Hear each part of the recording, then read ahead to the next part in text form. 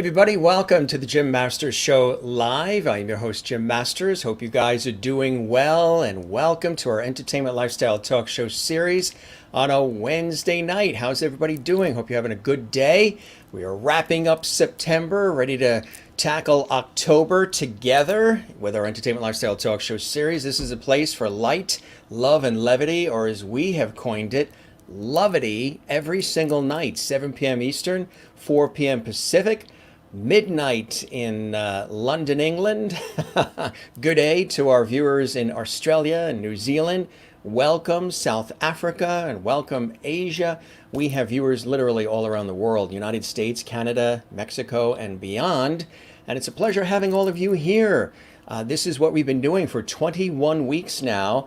Close to 150 shows, night after night live, with extraordinary guests from so many different fields of endeavor, wealths of success, folks from television and radio and music and film and Hollywood and Broadway and sports and culinary arts and science and inspiration, health and wellness, comedy. We cover it all. We're a full, well-rounded entertainment lifestyle talk show series where we have something each night for everybody, and every single night is different. But one thing that we always do is we always greet our fantastic viewers around the world, and we do it in style with a toast. So we toast all of you. Welcome, welcome, welcome to you, and you all around the world.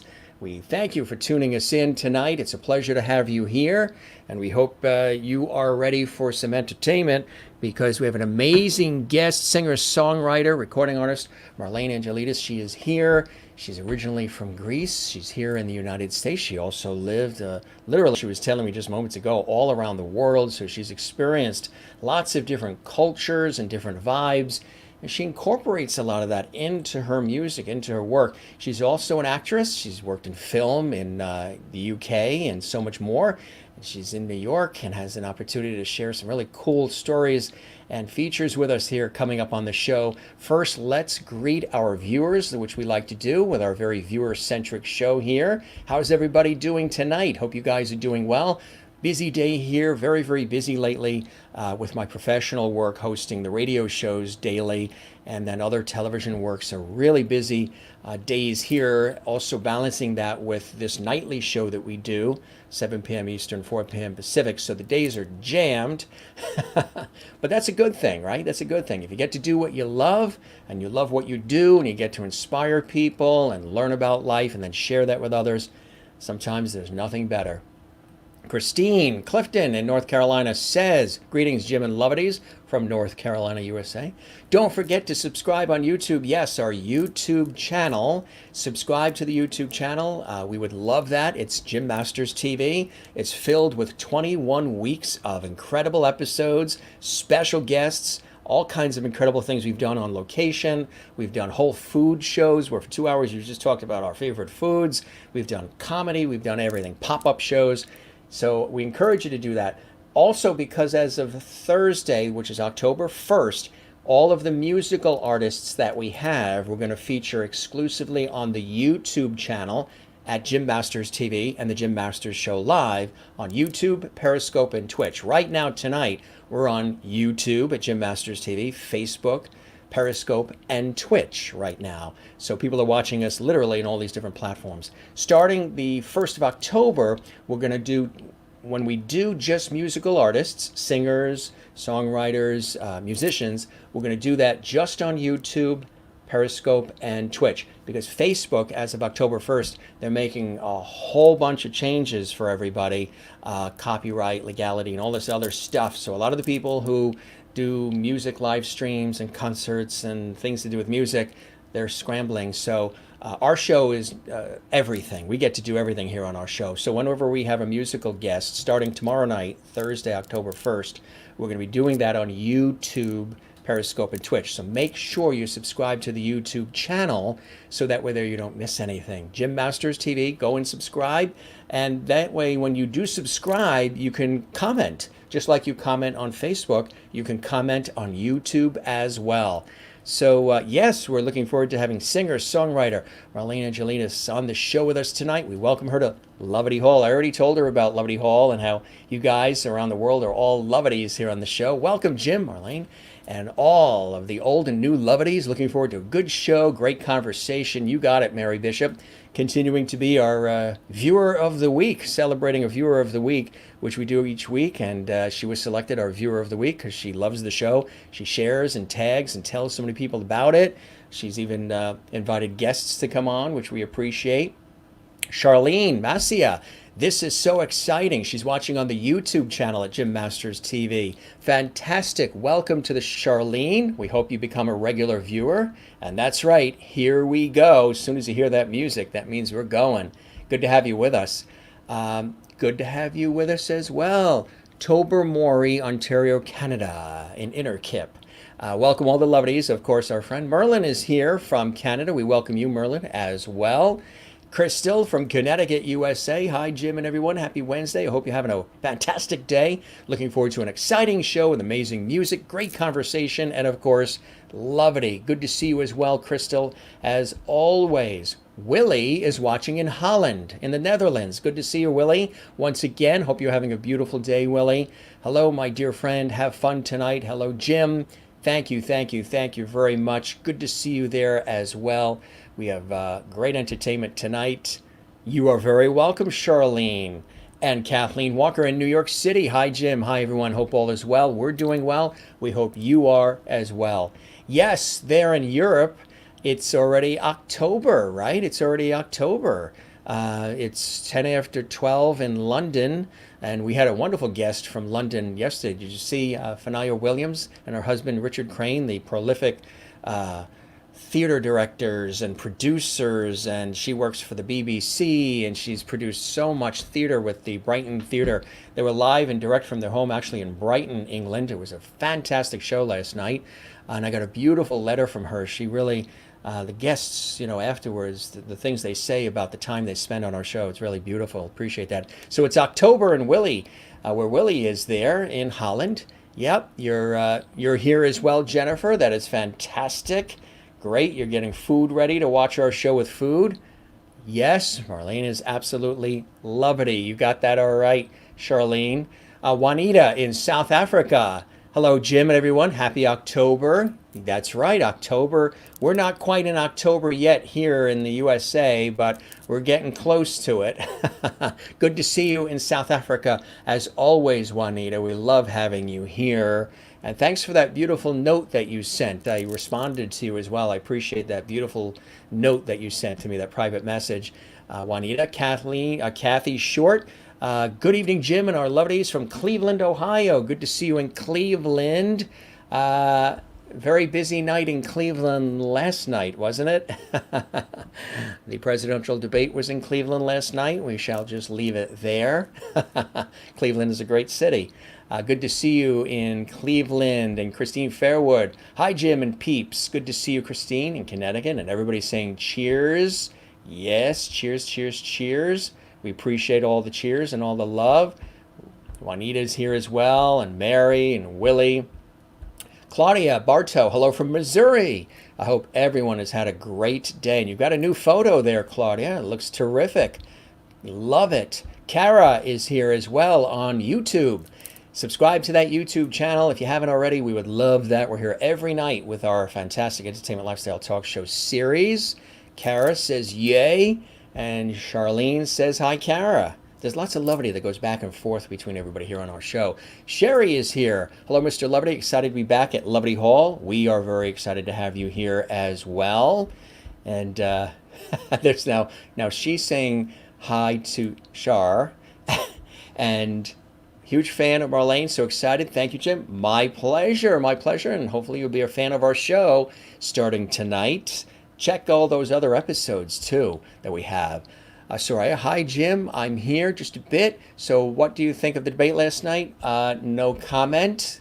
This is all about Lovity here on the show tonight. No comment. That would be another after hours show. It was interesting. I don't think we really learned a lot. That's all I'll say. Yeah, well, yeah. That's, yeah. A little bit. It was a little bit like that. Yes, Marlene is the bomb. Absolutely, absolutely. And hi, Jim and all lovelies. Marilyn from Wichita, Kansas. Fantastic, fantastic, fantastic. And you're excited because the Yankees whipped the Indians in Cleveland last night. My New York Mets are out, so we're quiet on that one too. Gang, we have an amazing guest. We're so excited to welcome her here. She and I have been putting this together this evening for a couple of weeks now, and I'm really, really excited to welcome her to the show. You've probably heard me talking about her as we, promote our guests in advance. She's a brilliant singer, songwriter, recording artist, MARLAIN ANGELIDIS. She's originally from Greece, where she was a pop star in Greece. Now, here in the States, she's a U.S. rocker, and so much living has happened in between those two periods. I mean, she's amazing. From the Royal Academy of Music, London, postgrad course in musical theater and Shakespeare trained, direct to the West End and performing at La Scala, Milan, to Pop Stars, which is like American Idol, the precursor in Europe. Platinum selling girl group High Five, signed to Warner Music in Greece, representing Cyprus at the Eurovision Song Contest and fronting a jazz tour in the UK. Marlene has toured the world as a main support act to Greece's #1 pop act and has written and performed with various pro-level metal bands as well. A prolific voiceover actor, or VO actor as we say it in the business. She has dubbed many voices, including Reba McEntire and Lorena McKennitt. Lorena McKennitt is wonderful. I met her emceeing concerts at Carnegie Hall. She's amazing. Now, Marlene has done the voiceover work for Disney. She has also been the main voiceover artist for Airwick. Yeah, that's right, Airwick, the first female promo voiceover on BBC America. And she has worked for HBO, Tribeca Film Festival, Bob Dylan's art exhibit, Google Plus, and many, many more. So I'm sure you've heard her voice in the voiceover realm as much as maybe in her performance. As a singer, she fronts the all-girls, all-Zeppelin band, Led Zeppelin, and performs across the United States, including being Jimmy Page's recommendation to play at the Metropolitan Museum, which is a fantastic place, for the Play It Loud exhibition, selling out Gramercy Theatre, New York City, repeatedly, as well as many other venues. She also fronts UK prog-style metal project Ascending Dawn. She is endorsed by West One Audio, which is amazing. She also has a BS degree in biochemistry with management from Imperial College in London. Now, as an actor, she is really an avid lover of new works in development and has worked with many companies, including Davenport Theatrical, The Telling Company, Live Nation, and so many others. Truly amazing and very gifted performer. And even more than that, she's just a terrific person, and we're really, really excited to have her here on the show today, live and direct. Let's welcome her to our show. Hello. How are you? How are you? We're looking at this stunning photo of you here, and there you are. Hi. The picture is a bit better than I look right now. No, Thank you so much for having me. You look awesome. What are you talking about? Both. Thank you. It's a great headshot, and you look terrific. You look terrific. Lots of lovity. We always have. Here comes all the lovity. I told you, get ready. I see it. Thank you, everybody. I Hello hope you're to all the lovelies. I was going to say, I hope you're prepared. Willie in Holland welcomes you. Mary Bishop welcomes you. Hi. Crystal in Connecticut welcomes you. Kathleen in New York City welcomes you. Renee in Iowa welcomes you. Marilyn in Wichita, Kansas welcomes you. And Charlene is all excited. Led Zeppelin, woohoo. Yes. She's excited. Yes, we're glad to have her here. And welcoming you, Jennifer Barry. She's in Allentown, Pennsylvania. Wow. Sometimes these things jump so fast. Juanita in South Africa. Welcome to the show, Marlene. Looking forward. Hi. Yes, Francis. Hello, everyone, and welcome to our show, Marlene. Thanks, Jim, for being you. Love Francis. Thank you very much. Merlin in Canada, welcoming you to Lovety Lovely Hall. Hall. Isn't that cool? And Charlene said Marlene once again, and more and more and more. This is really cool. That's And very sweet. Kara, Thank you, Kara everybody. says, "Hey, babe." Hi, Cara. Hi, Kara. Welcome to the show. Good to have you with us. Kathy, hello, Marlene. Welcome to Lovety Hall. Lots of hearts. Very pleased to be here. Yeah, it's really amazing. Sherry, we're so happy you're with us tonight. She's in Ohio. And Hi. Christine Clifton in North Carolina. Clifton, welcome, Marlene, to Lovety Hall. You are now a Lovety. I told you. Apparently so. I love That's it. Isn't it a beautiful thing? Yes. It's really a beautiful thing. So I was talking about your, obviously your terrific background and your career, and you really do some really cool things. And I know you're very passionate about what you do as well and very talented. How did you first get started? You grew up in Greece, right? And tell us about the experiences. Were there influences in the family of music and entertaining and things of that nature? Or was that pretty much you? So I've actually grown up around the world. And I was born in Greece, but I've lived in Venezuela, in Belgium, in Cyprus, the UK. And I kind of absorbed more culture than I did music because I wasn't in a musical family at all. In fact, very, very far from it. And I think my closest sort of experience was at school in Cyprus, where they used to do a sort of yearly musical.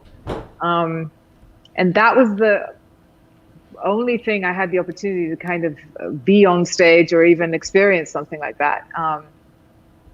And so essentially what brought me into the industry was going to the UK. I went to study biochemistry. Of course, I suddenly found myself in the West End and all the wonderful productions that they have there. And I decided that I was going to try and be in musical theater with zero training, with nothing. I had no background in it. And I went to something called National Youth Music Theatre, which is endorsed by Sir Andrew Lloyd Webber. And they pick the best kids in the age range 11 to 18 to perform at the Edinburgh Drama Festival. And that was my first experience of sort of full professional auditioning. And I went in and I got in. And I honestly don't know how I did, because all the kids there were at stage school. They all had done it before for years. And I was in this sort of experience that I'd never really felt before. And that was it. I decided that that's what I wanted to do. I finished my degree. And then I sort of convinced my parents with a lot of persuasion. It took a long time. It was not something that they wanted me to do, to go and train at Royal Academy of Music. So it took me a while to sort of learn how to sing. I mean, I'd never had singing training. I kind of had a natural inclination towards it. And my teacher, Mary Hammond at the time, who was like the biggest coach in the West End, she was very encouraging to me and told me that you should definitely do this for a living.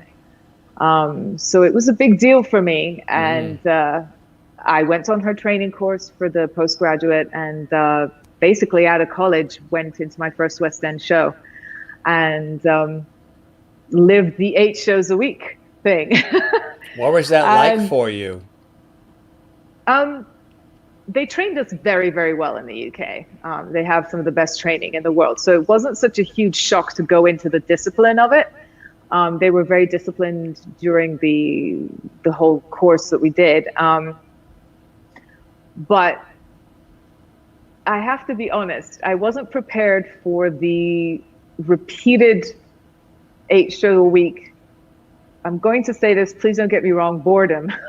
Of doing the same thing over and over and over again. Did it feel trapping in a way, sort of claustrophobic a little bit, to have to do it over and over? Yes, I mean, I was discovering who I was during this process. And I figured out, having been in this sort of contract of, I don't even know how many months it was, that I really don't think I was really wanting to do musical theater to that level. I was finding myself drawn to sort of more free music. That's why I preferred the rock musicals at the time as well. They had a bit of more of a sort of a free way of interpreting, I'm going to say. And so I started looking for things that had a bit more freedom. Shows like Hair, you mentioned Brighton. I did Yeah. Hair in Brighton. That was one of my favorite experiences. And so I guess that whole I don't want to say escape, because it taught me a lot. It taught me so much about music and what I wanted to do. I was like, I think I want to try music on its own. And from there, I had my best friend from college, from Royal Academy of Music. Her name is MARLAIN Class. She had gotten into pop stars in the UK. She was in the band there called Hearsay. And it was this crazy thing where she was like all over the papers everywhere, like on the front pages. It was like nuts. And I was like, oh, very young and feeling like I wanted a similar experience. And so I asked my father, who lived in Greece, I said, when you hear about it in Greece, because I knew they were doing it all across Europe, I said, tell me about it. And he did. And it did go to Europe, because it's run by Fremantle Media. Yes, and so, and it's the precursor to American Idol. So it became this huge thing all across Europe. And I believe in Australia and other countries too, other continents. And I got into the group that came out of pop stars in Greece, and I was in this band called High Five. And that was interesting. I'd never done that either before, being in a manufactured situation. Right, yeah, they create the band, right. We were sort of marketed as a Greek Spice Girls kind of thing. I think I was ginger, sort of. Of course. And they had a sort of formulaic way of putting this together. Yeah. And so we were already rehearsing and recording the album and all of that when on TV it was still going as auditions. And, a lot of it was about the funny side of auditioning. And with us, we came out as a all-female, I don't know, happy-go-lucky, cute little group with these, I'm going to say, pretty cool Greek pop songs. And we blasted to like #1. It was crazy. I suddenly did see my face on billboards and front covers of magazines, and this being recognized everywhere in Greece and Cyprus, because they're very closely connected because of the language. Right. And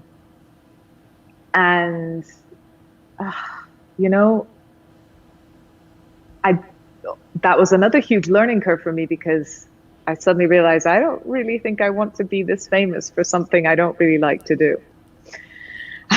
Did they know that, or no, you were good at just doing what was required and going along with it because you saw it as an opportunity, your name was getting out there, and all of this was happening It happened so fast. So quickly, yeah. And there was no sort of growth period between being an unknown and being a very famous. And there was definitely a psychological shock involved. I definitely regret not having more fun doing it. I wish that I had enjoyed myself a little more, because I was very uptight. I had trained in the UK. I really wanted it to be very professional, and I wanted us all to be perfect at everything we did.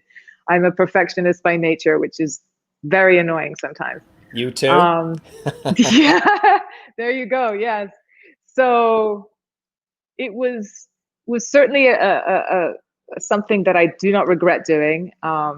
It lasted for about 2 years. And from there, I kind of decided I wanted to explore other avenues of being a professional singer. how else can you be a professional singer? Be a backing vocalist, tour with other artists, stuff like that. That was what I chose to do. I joined bands, and that is how I discovered I had an affinity towards rock music, because I started joining rock.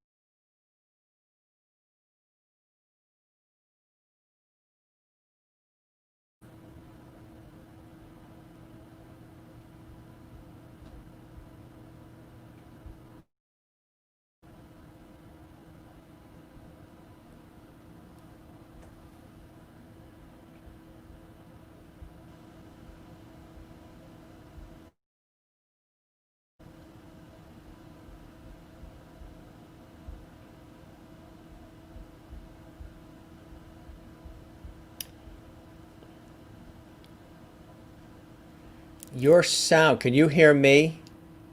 Do you hear me? Because your sound went away. Did something mute maybe? Yeah, you don't hear anything? Yeah, your sound went away. But you hear me, right? You hear me talking to you? You can hear me talking to you?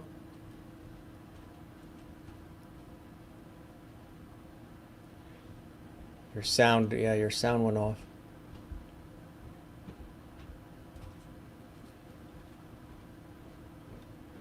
So you guys hear me, but you don't hear Marlain, yeah. So they hear me, but not you. Anybody read lips? Not sure what that. Your microphone's on mute. You see the graphic where it says Marlain on the screen? Okay. Did it And work? now we hear it. Yeah. Must have muted. You must have had somehow. It disconnected. Sorry, folks. It's Oh, that's okay. Bluetooth, and I Oh, think it Bluetooth. disconnected Bluetooth, temporarily. yeah. It must have got a trigger from something else, maybe. Is that Bluetooth tied to other things, like a vehicle or anything? Or You know sometimes what? that can happen. Okay, I shall turn There the might, Bluetooth off on my phone just in case that's it. that might have triggered it. Right, exactly. Yes. Exactly. So I don't know what you. I was just talking to myself. Well, it was really good, and all the lip readers got it. But June's here. She says hello. Hi, June. June's the reason I'm here, everybody. Yeah, and yeah, the sound. Yeah, it's all fixed now, everybody. It's all fixed. I don't know where I was when it went out. You were talking about the High five. the experience of High Five, and why you felt that, it was an amazing experience, but being a perfectionist and all, you really were hoping that things were going to be a little bit more, grander and just a different way than sort of the maybe commercialized pop way that might have been sort of created. Yeah, I mean, it's hard. Obviously, you guys, it was a very sort of localized to the Greek market, and it was very, very specific at the time. Did my sound go out again? No, it hasn't gone Nope, out. you're good. Okay, You're okay. good. I'm so panicking about that now. Believe me, if it goes out, 400 people will start typing. Okay, you know what? I'm going to You're put good. the comments back on so I can make sure I see them. Okay, so yeah. So your name is Marlain. No. Yes. So you were really trained in a different way, and then this opportunity happened because of the Eurovision contest. It was really, Yeah, phenomenal. I mean, But I actually forgot to mention the Eurovision Song Contest. That was something that I did whilst I was training. And I know those of you in Europe will know that. And I don't know if you remember 1999 and Cyprus and the song Thane Erotas. I have no idea, but some people might, because Eurovision is huge over there in Europe. So I don't know if the people in the Netherlands might be. Actually, there was another girl called Marlain in my Eurovision Song Contest in Jerusalem. But same anyway, spelling too? Same spelling? no, Ayne. But it was and she was from the Netherlands. Oh. So Yeah, sorry, that was a sidetrack. Eurovision Song Contest, again, was another thing that was huge for me. And I was very, very new. I was such a baby. I didn't know what I was doing. um, and being on such a huge worldwide stage, I think it took its toll a little bit. I mean, I did not do the most perfect performance. I did my best given the circumstances. Did you like Um, all the attention and everything that was happening? Now you become, famous and popular, and everybody wants the autograph and the photo, and they want to. When you're eating in a restaurant, they want to come up to you, and you're always, they want to know more about your life and your family, and you start digging a little bit. And do you love that, or is that hard to handle? um, so in Greece, people in Greece are slightly different too. The culture is different, and Greeks Yes. can be very, very upfront and forward and tell you what they think straight away. Yeah. Um, Yes. Yeah. so they felt very free to come and tell me what they thought of me, which was a strange experience, especially since I'd never lived in Greece. I'd lived in the UK Right. and I was not used to it. So I was actually learning about how to be in Greece at the same time as being famous. Um, did I like it? I have to say, I liked it to a degree, but I didn't like it because I didn't believe in the music that was coming out. Right. Right. Um, I felt like a bit of a fraud. I was like, why do you like me? I don't really like the music that I'm It was singing. manufactured, it was created, and you were fitting into a mold that they had created, right? Yeah, Right. yeah, And it it wasn't was representing the essence of who you are. Right. right. Right. And it was a strange feeling for me. And I tried to like, I mean, I did like songs, don't get me wrong. But in my own time, I was listening to like rock bands and like AC/DC and Led Zeppelin, and the other girls were listening to the Backstreet Boys. So, and I was like, I don't like the Backstreet Boys. So it kind of was like, I don't know why I'm in this band. Um, yeah, so it was definitely a thing that made me learn a lot about who I am and why I'd chosen to do this as a profession, because being in this profession has its ups and its downs and its Absolutely. um, peaks and its troughs. Yeah. And I feel like, you know, I've been really famous and now I'm not at all. And it's a very funny feeling. And that's okay with me because I love what I do right now. And I I can't say I wouldn't want success in what I'm doing, but sort of recognizable success to that degree. But at least I know that it would be more earned if it happened now than it did when I was in my early 20s. So tell So us what after High Five, did they want to, what was the lifespan of High Five? How long did that go for? And did you leave it before it wrapped? ha. People in Greece will be dying to know the answer to that I'm question. sure, yeah. And for that reason, I can't be completely forthcoming. But the band just ended. That was what happened. It kind of fell apart for various reasons, including the fact that the record company wasn't backing us anymore as much as we would have liked. Right. We owed them a ton of money. Hello. That's happened before, right? To Yeah. practically everybody who's signed to a label. Mm-hmm. Um, we had this huge debt that we didn't understand. We were very young. Um, and then we were honestly not very well matched between us as people. So we didn't really have an understanding that we wanted to move forward together as a five. Mm. So it kind of just fell apart. And so then I was in limbo, to be honest. It was sort of sudden. And I was like, oh, what do I do now? I don't have a job. And I tried to find other ways to make a living as a singer. So that's when I did the backing vocalist. I found myself in the dubbing studio doing dubbing for Disney, which is what you mentioned before. That was amazing. you have to audition much like you audition in person, yeah. but you have to voice match people Which when you is do. amazing, right? It's not like Yeah. voiceover where you're narrating just script or you're doing like a commercial voiceover, but you're becoming them in a way, right? Right. And in a different language. And so So you did Reba? I did Reba McEntire and Fox and the Hound. Yes, I did. Wow. That was a really interesting one because the remarkable thing was how much I matched her voice. Like we sound in singing, Yeah. how much we sounded the same. Like when I started singing it in English, it was like, oh my God, we sound practically the same. I don't sing country music, and it was very specific. I had to copy every single note she did. And I had it one ear here, and I was like, and then I did, as I said, the Lorena McKennitt. I did her songs from Tinkerbell. I've done like Oliver and Company, Mulan. That's incredible. All James and the Giant Peach. Although some of them are not Disney, obviously. I did some Barbie stuff as well.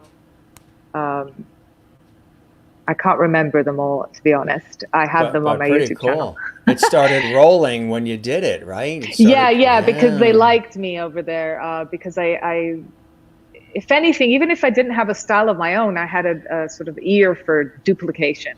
Right. So I managed to sort of match people's voices, even though I did have a voice of my own. I could still match people. I was still young, and I hadn't really found my own voice yet. If you asked me to do it now, I probably couldn't. I don't think I could anymore. So yeah, I did a lot of that. That got me into sort of the back, sort of being behind the scenes a little bit. And then I did a lot of touring with other artists who were very, very famous, and like, tens of thousands of people, right. Big, basketball stadiums, football stadiums. And I would have to sort of be the warm-up act, which was very interesting when people are not really that interested in watching you. You're just sort of like, yeah. They're still talking and eating popcorn and drinking and whatever they're doing while you're trying to, connect. Yeah. That was a huge learning curve into learning about how to perform. Good training, right? Good training. Yeah. So that was a way to learn how to be on stage even more. And then, as I said, I found myself being pulled into the world of rock music, and I was looking for a band to embody what I wanted, what I was hearing in my head, and that was a whole search in itself. I tried many different things, and ended up in a band that now was sort of on hiatus. It's called Ascending Dawn, which you mentioned. It's a prog style metal band. The bass player is in Australia, and the drummer and guitarist are in the UK, and I'm in New York, which is why we were on hiatus. That makes sense. Yeah. So I decided to come to New York because all of this stuff had brought me to a place where I'd done pretty much everything I could do where I was. Had been famous. I had been a backing vocalist. I had been a dubbing artist. What else can I do? I didn't want to sing in Greek. That was another thing. English is my first language. I'm bilingual, but I still prefer to sing in English. So I was like, I want to go to New York. And so I went to New York, and I started all over again for the third time in my life from the bottom. At an older age, and that was hard. But I have found myself in a band that I really, really love, Led Zeppelin, which you mentioned, where Cara and Shar know me from. That's why they're here. Right. Right, yeah. And Led Zeppelin is an all-female, all-Zeppelin band run by Steph Paines, and she found me by complete coincidence. It was sort of fate. She literally saw my picture on Backstage and asked me if I wanted to audition for this band. Wow. She thought my energy was I guess, right. I don't know. What they needed, what they're looking for. Yeah. Right. And honestly, I mean, I had sung Zeppelin before, but I'd never delved into it with such depth as I had to for this band. And I've learned so much again by trying to be Robert Plant. I mean, you know, he's like the most influential rock singer, I think, ever. He's influenced everybody after him. I can hear it in their performances. Oh, yeah. And it's certainly molded a lot of how I sing now. I've been in the band since 2016. And yeah, we've toured a lot of the US. The band was in existence way before I joined it, in many different iterations, and they've been very successful in everything they've done. And we did get this opportunity, as you mentioned, when I was last year to perform at the Metropolitan.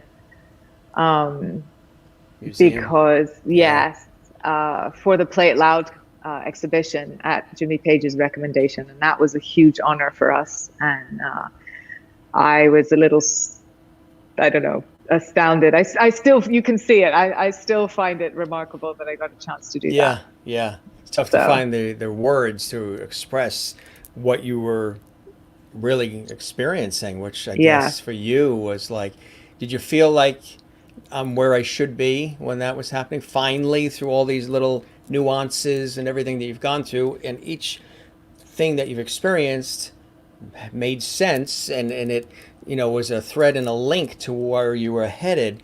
But once you got there, did you say, this is where I belong? I started feeling that when I first joined the band, because I suddenly felt like, even though like we're not like best friends with the girls in the band, but I feel a connection with them. There's like a sort of camaraderie that I have never felt before with any other job I've done, whether it's been a theater production or any other band that I've been in. So there's this bond that comes alive on stage. And when we perform, even though it's somebody else's music, it's timeless for a reason.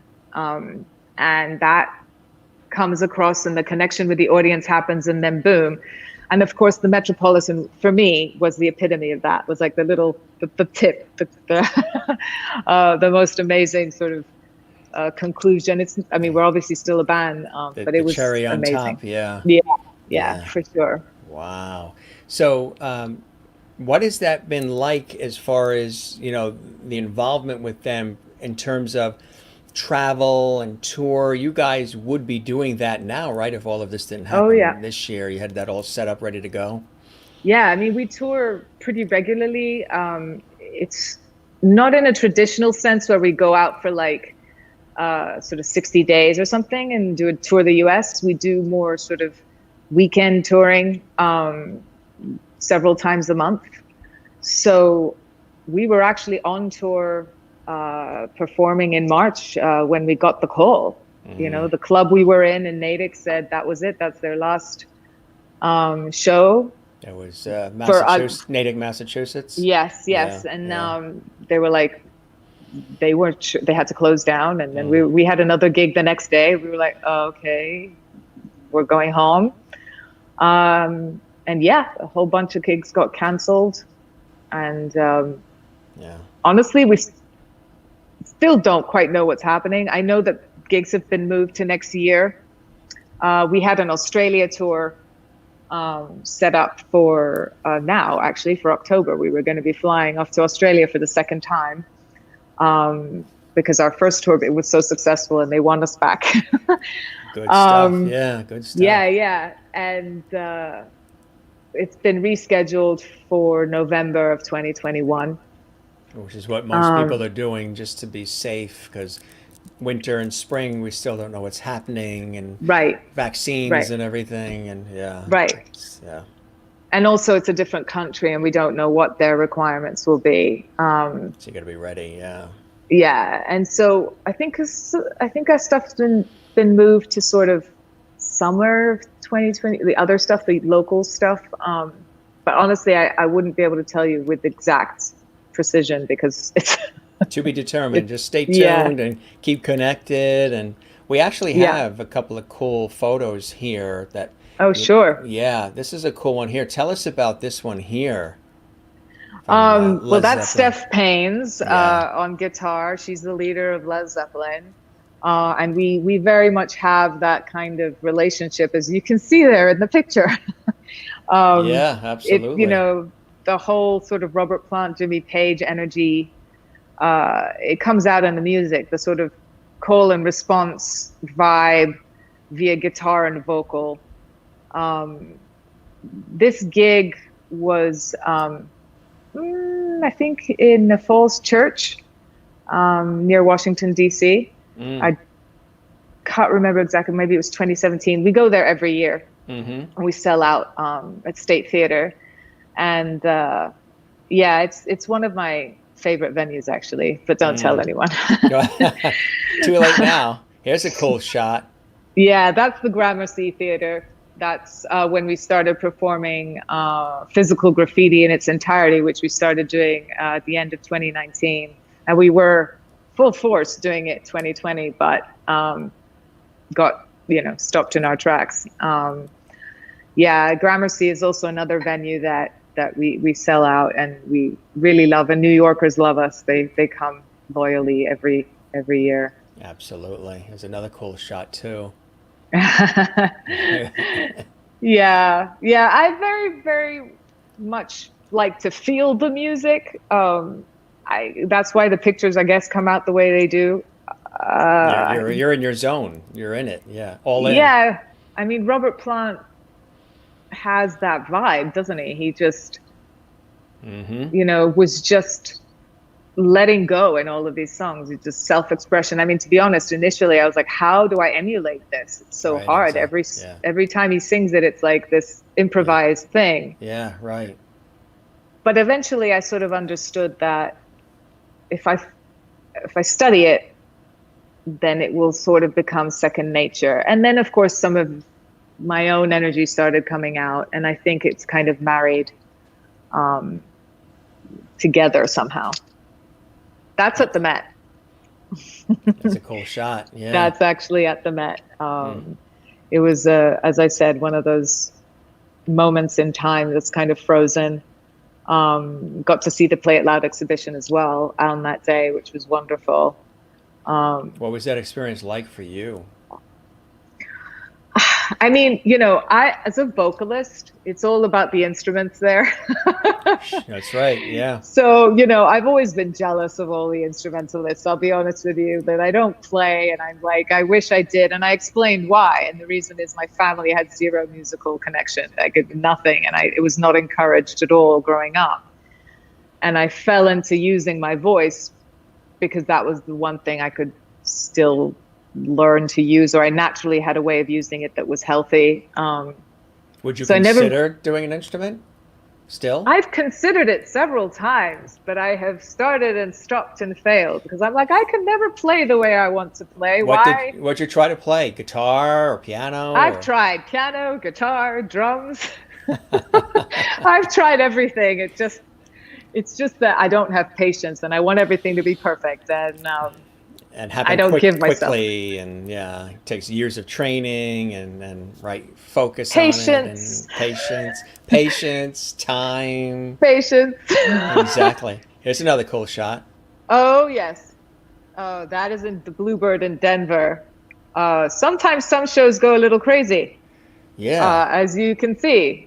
What was happening? Oh, Steph was probably playing her guitar in my face, and I decided to pray to her. That's probably during Whole Lotta Love, to be honest. That's a song that we let go and we just go with the vibe. And if the audience Yeah. is going with it, then it Then you yeah, it goes a bit exactly. nuts. Yeah, Another cool shot. yeah, Wow. that's at the Met. Yeah. Almost like a little bit of like a Blondie pose or something. It has that feel. Yeah. I suppose, I have to say, Deborah Harry is one of my idols Yeah. in Yeah. terms of sort of style and Mm-hmm. just vibe. And so I guess I have a little bit of that going on. Yeah. Mm-hmm. I just love her. Yeah, yeah. I mean, you were really. Do you remember that moment? Um, that's probably Immigrant Song. Yeah, yeah, Um, yeah, yeah, yes and no. yeah, It's a, you know, it's yeah, one of those things that you feel overall. It was a shorter gig than normal because yeah. normally we play for minimum 90 minutes and it's Mm-hmm. never 90 minutes. It's usually an hour 45, sometimes close to two. Mm-hmm. Um, and that one was short. And so it went by like that for us. I was like, oh my God, what happened? We just played the Met. So Unbelievable. yeah, We're gonna go backwards a little bit. There's high five. yes, that is high five. That is the Greek Spice Girls ish, I guess. That was a often I think the Christmas album that we did. We And did you, Christmas album. and you are the fourth one on the right, right? Yes, I'm the very blonde one. That's right, The exactly. very blonde one in the PVC skirt. Do you ever stay in touch with any of the other performers? Do you guys stay in touch with each Ah, other at all? well. So, Shaya, who's the girl in the middle, she's actually a successful sort of pop star in Greece. She stayed the course and carried on doing pop music. Um, and I was recently in touch with her, and we have been discussing a reunion um, for the sake of the fans because we kind of stopped so abruptly. Mm-hmm. Um, but and I know that Nancy, the other blonde girl on the end, she's interested. Irini's a little bit on the fence, and so is Froso. They're more reluctant to join in. I don't quite know why, because it's one of those things. People either want to do it or they don't. I just want to do Right. it to have fun again and just like be silly for like a few months. Right, It's right. only a my it would only be a sort of reunion tour for like some live shows, maximum 2 months or something like that. And it would be great fun to do. And I would actually be able to enjoy it this time, I think. So that's why I want to do it. But I think that there is a stigma involved with being in a girl band like that. And obviously, it doesn't affect me because I don't live there and work there. But I think that the girls that live there and want to have careers in whatever they're doing right now, I think they're a bit on the fence about attaching that stigma to Sort themselves of again. going back in time in a way too. Yeah, I right. mean, I don't see it as a negative, but They they sort of do. do, I think. Here- you here- know. Here's another cool shot. Oh, well, that's for something that I'm doing right now, and that's actually because of the um, coronavirus. I Mm-hmm. decided I would do a new EP. I would try and do something with my time here on my own, write some songs, put them together, produce them, be a solo artist, which I've never done before. Are you nervous about that at all? I am shitting in my pants. And we're live. That's it. Boom. Yeah, that's it. Can you can Uh, you can you be more specific? No.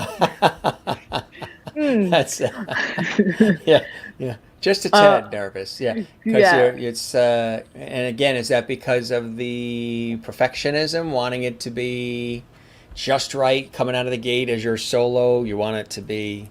There's all this build up and expectation, and some of it we self impose ourselves. But is it all of that too? I feel like it's more about, yes, there's a judgment involved with who I am and what I'm doing. And should I be doing this on my own right now in this moment in time? Um, and it's mine, and that is very vulnerable. And I have always been in a band, and it's been a group effort, never my own. So who knows if somebody will like what I have to say on my own. It's a Mm-hmm. different feeling. I've always been either a part of a band that's all equal, or I've been a Yeah. front person. You're going from we to I. Yes. Yeah. And it's a very scary feeling. It is a little different. Yeah, I've always been we and always been focused on team and we and us and very much that way. And sometimes Hmm. I is a little different when you're not used to all of the attention coming on just I, when usually it's the we. And yeah, Yeah, I mean, being part of a band certainly, lends itself obviously to a we. And being a front person, you do take a lot of the responsibility as the front person, and there is a bit of an I, a little bit. right.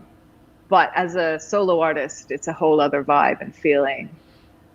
So yeah, somebody's saying nothing in sound again from either of you.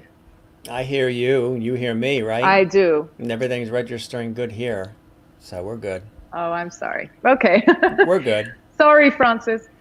Um, so yeah, I mean, the solo EP, the music is I've sort of co-written it with people. I have the lyrics and I've written this melody and I kind of sing it, and I worked with guitarists to put it together. And I'm now working with a producer out on the West Coast. His name is David Laurie. He's wonderful and very, very talented in the electronic realm, which is where I decided to put this EP, which, contrary to where people would expect it to be, I have no idea why I decided to do this. It's one of those things. I just went with it, my gut. You went with it. And sometimes you have to do that. Remember when we would take tests in school and we would have multiple choice answers and we would circle A first and then maybe not A, because B or C sounds really good. So you scribble out A, then you go with B or C, and then it turns out A, the original answer, was the right answer to begin with. So sometimes you really have to go with the gut and not question it and just go with it. And sometimes it really works out beautiful in ways that you've never expected. Sometimes the other thing too is you have to let yourself go with your gut too. You have to give yourself permission to say, you know what? I got this. I've done this. Look at my experience and I know my talents and I'm just going to run with it and we'll go from there. And if I need to tweak anything or adjust anything, we'll do that. But I'm going to, as opposed to not, I'm going to do it. And that's something that we all wrangle with, right? Especially Right. in the, in any sort of performance or public figure role. I totally agree with you. I mean, this decision to do an EP came from a very different place to every other decision I've made. To choose to do the electronic side of things, again, was like coming from a place of gut, not from heart. And I don't know what that means exactly. I'm very passionate about everything that I do, and I love it wholeheartedly when I do. Me too, yeah. So it's really hard to trust in the gut, 100%. So that's what I'm doing. The music is coming along. The lyrics are, I wouldn't say I'm the best lyricist in the world, but they have a point of view, and they do say what I feel, and they do feel like me. So in that way, they're very honest. And there is a sort of a rebelliousness to it as well, which is, I guess, comes from the rock and roll side. And to define the genre better, I would say electronic rock. It's definitely not just electronica or anything. It's definitely got a rock vibe. I couldn't live without my guitars. So yeah, it's going to be a 4-track EP with a new genre for me. We have a little bit of a clip. It's the sort of the the pre-order video that we have, so we can show that and people can get a good idea of what it is that we're referring to. That's pretty exciting. And it also tells a little bit more about you as well, which is kind of cool. Oh, So- that's the Indiegogo campaign video that I have set up for the EP. Exactly. And yeah, sure. Yeah, let's take a look at that now, and then we'll come back. We also have a couple of clips you had mentioned, Ascending Dawn as well, Simplify, Cannonball, a couple of Okay. those. And let's take a look at this. Again, this is in reference to the new EP that she's talking about. And tell people who are watching who might not be sure what EP actually means. You know what? It just means a shorter version of an album. I actually don't have the. Do you know what it actually stands for? Because I don't.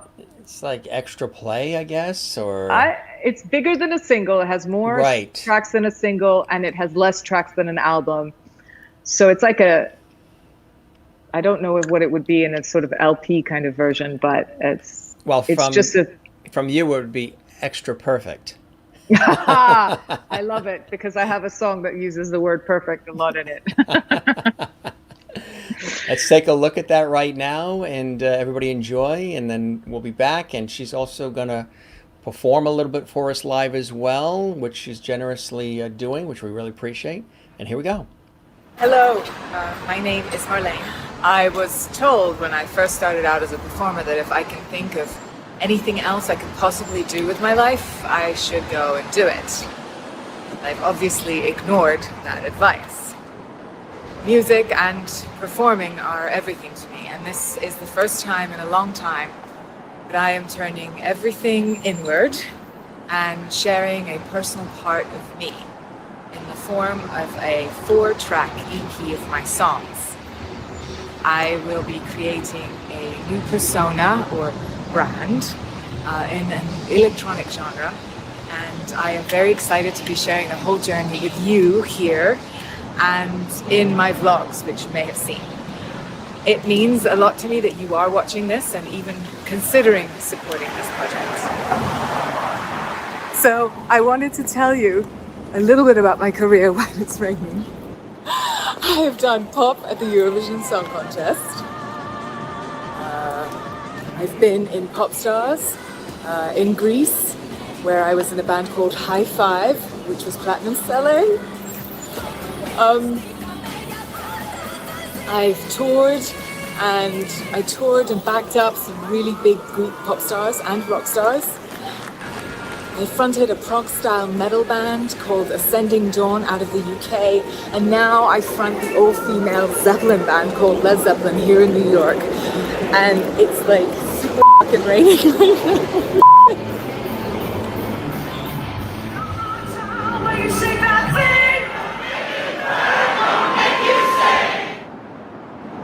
It means that I am super dedicated to the arts, and I really love music to the point that it hurts. And I do have a penchant for a large amount of variety. My gut brought me to David Michael Laurie, talented award-winning producer, currently the new guitarist for goth rock band London After Midnight, and an all-around awesome Brit. I have a full breakdown and explanation of where the money will be going in this campaign in the written part. So rest assured, the money is going to the right people, who are kindly giving me very, very friendly prices because of the years I've been in the industry. Essentially, you guys will be becoming my record label, investing in me and trusting me in my creative process. That trust, believe me, is invaluable to me, and I would never risk losing it. In return for investing, I have thought of some pretty cool perks, which take into account the various things that I do and enjoy. A lot of them involve spending time with me, possibly learning things from me. So inherently you'll get to know me and my weird quirks. But there are simple and more impersonal perks as well, if that all makes you uncomfortable. So I guess one of the questions to ask is why decide to do this now, during a global pandemic? Well, I guess the answer is I'm doing it because of the pandemic. I've always been so busy with performing that being creative has kind of been put on the back burner. And now, faced with all this time without being able to perform, here we are.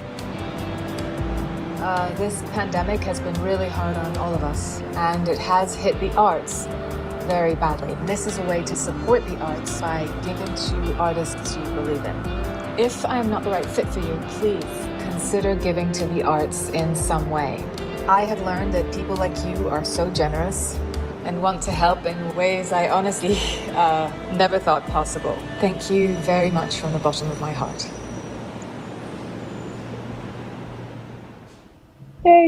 That's wonderful. That's wonderful. That was a cool video too. You really, spoke from the heart, and it really does take, sometimes a village to put a dream together, right?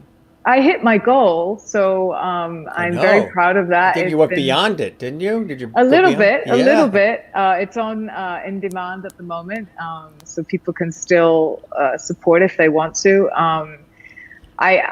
An EP, of course, is extended play. Extended play. Yes. Thank you, Cara. Long play is LP, and extended, right? Extended. Thank you. Yeah, so I hit the goal, and I'm on the way to making the EP for sure. I originally had a bit of a higher goal because I wanted to, you might know something about this, I wanted to do Spotify playlist pushing. Right.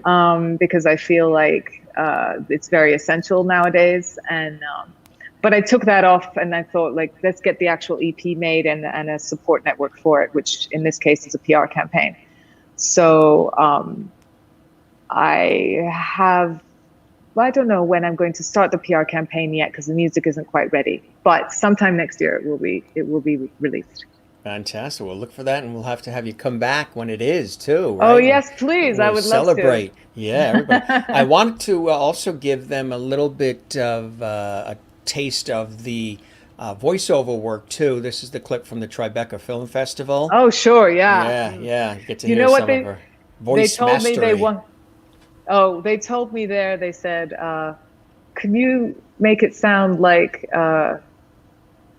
Kate Blanchett from Lord of the Rings. So this is my Kate Blanchett from Lord of the Rings. All right, here we go. I'm sure it's damn good too. Here we go. A man who loved the smell of napalm in the morning. A family with perfect values and 4 fingers on each hand. A boy who could say anything with a boombox. And a band whose amps go to 11. Great stories are timeless. Experience them in all their forms. Film, virtual reality, talks, online works, music, and TV.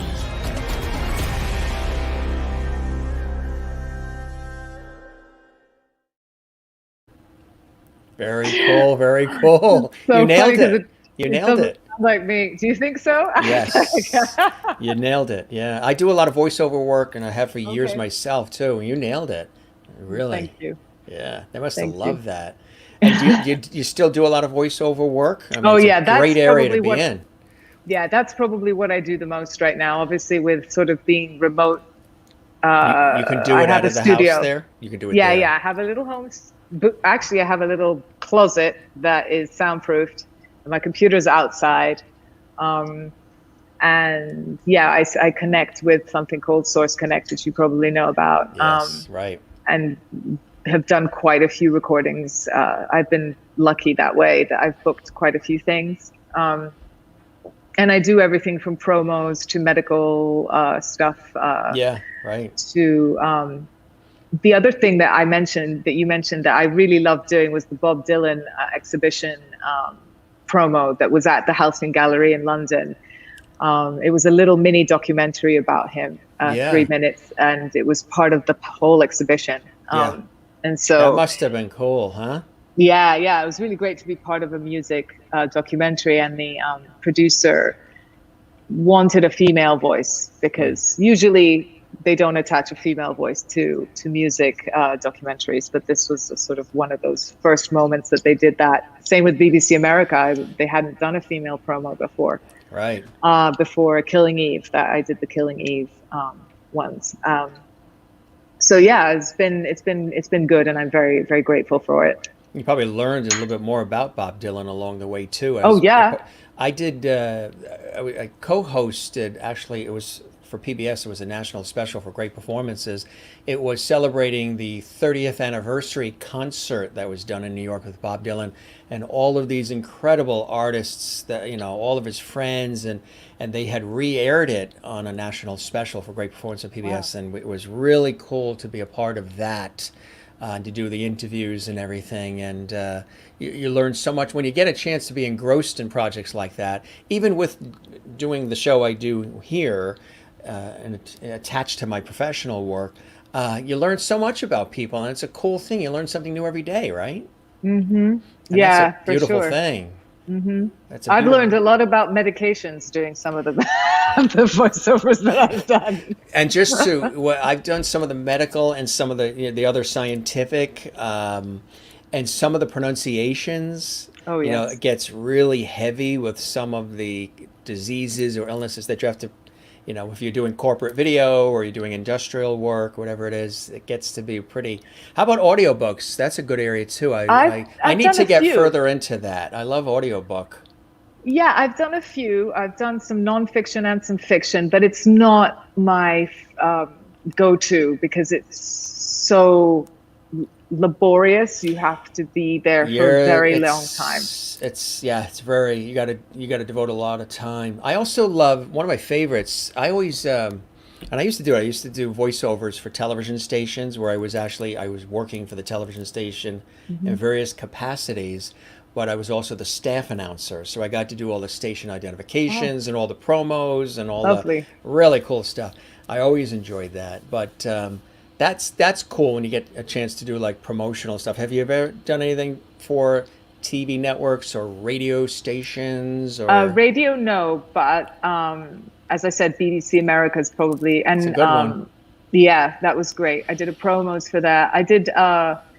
I helped out on a TV series for HBO. That's right. And I think that was it for television per se.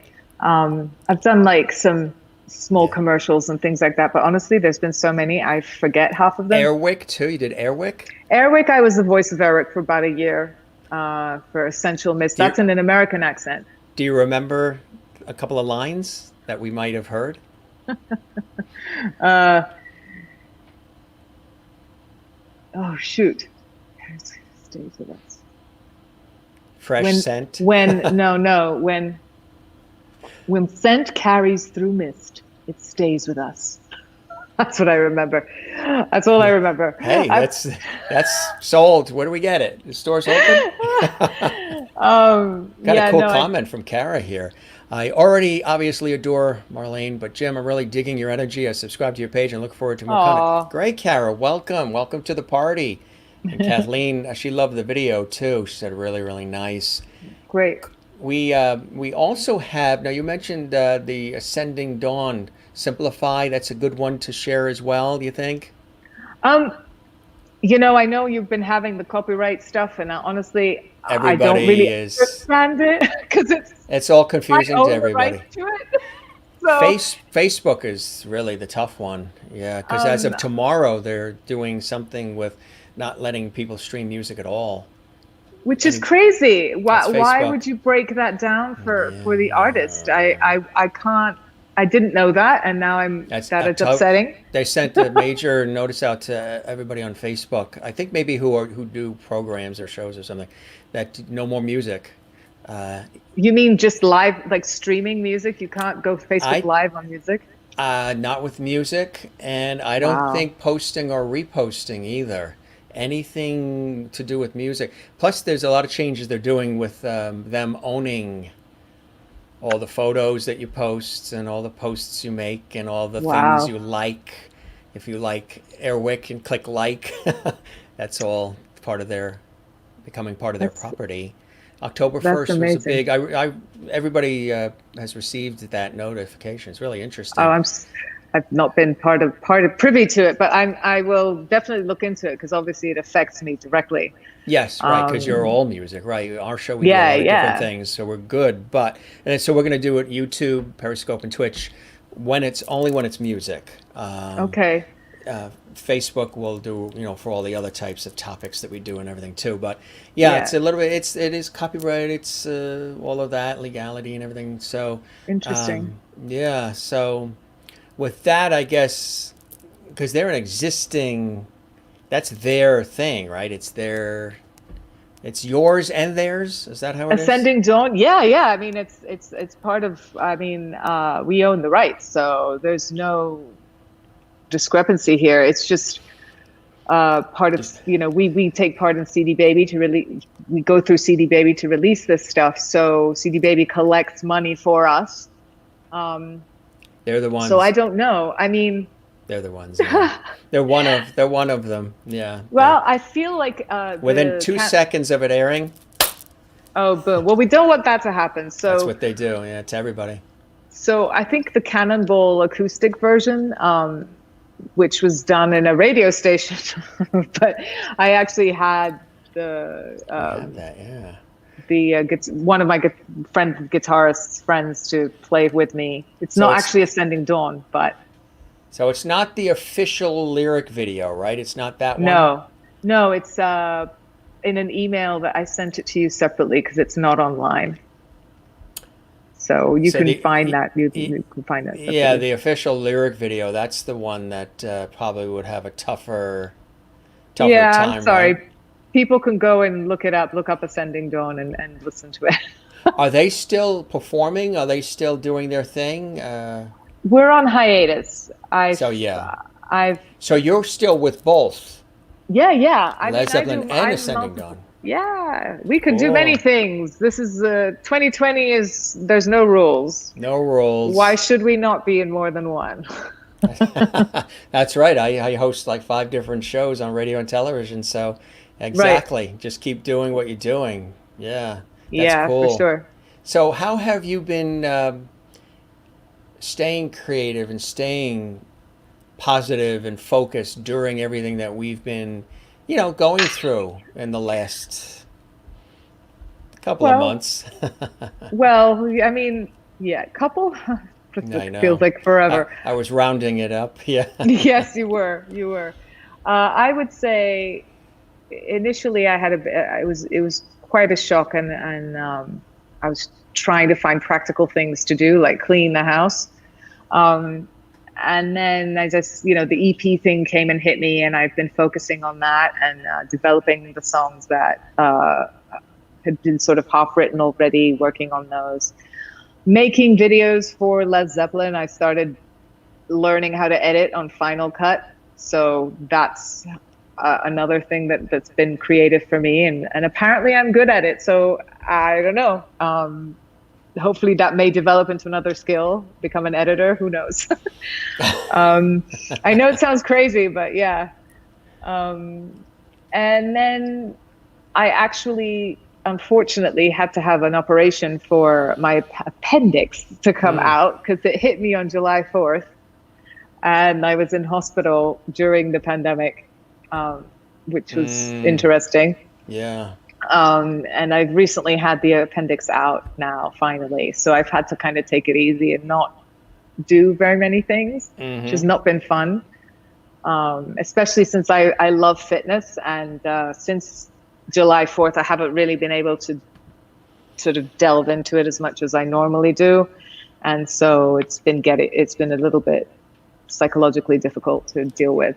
Right. Absolutely. But it's coming back. Everything is getting better now, so soon. Perfect. We have, let's see, I think we have it here. Looking for it. We also have Simplify in the studio too. I don't know if that was one of them that... I mean, I don't know. It's the recording, so it has the music that's from the band. I'm not sure how the algorithms work. Yeah, they're very... There's 2 different kinds. There's a... there you go. That's the Cannonball. There's 2 different ways that they do it. Facebook, I think it's all computerized. YouTube, it's computerized, and people who manually go through every video. Are you serious?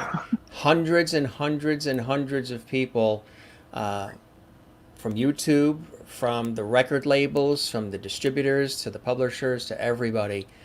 They manually go through every video on YouTube, searching for any music that they, you know, that CD Baby or these other entities, Universal Music Group or BMG or BBC or any of them have claimed to. 'Cause it's interesting because the artist doesn't always know that. There was a couple of artists we had on where they provided material and they said, well, I wrote the song. That's me playing. I own that. I created that. But once it's out there, the other companies who are, like you said, collecting the music, collecting royalty, collecting, so they also lay claim to copyright on that material. Right. That's where that comes in. So Well, it's tricky for people that I guess are trying to put things on the internet. Even if they have the blessing of the artist, they would need, I think what has to happen is the artist has to get the additional blessing from those companies, the distributors, the publishers, the record people. Right. So that way the social media or the YouTubes of the world know that it's okay too. So there's all this stuff involved. I love the way you call it a blessing. Notice how positive I am? It's all lovity. You totally are. It's all lovity. It's all lovity. Blessing. Let's get a blessing from CD Baby. So here is the one. So give us the synopsis of what's happening where you are. You're at a radio station here? I was at it was during the promo time of Ascending Dawn. And even though I was in New York, I got these lovely friends of mine, Takuma Anzai on cajon and Yakov Kremensky on guitar, to accompany me on this acoustic version of the song Cannonball by Ascending Dawn. Now, the original sounds a lot heavier. This is just a sort of very light version of the song, but I think, I don't know, I think it works. And it's totally live, so. That's it. Got the Starbucks coffees there and everything. Right. Got to get energy, right? Got to get energy. Right. Yeah. All right. Here we go. Here's time. Live acoustic Cannonball. All right, here we go.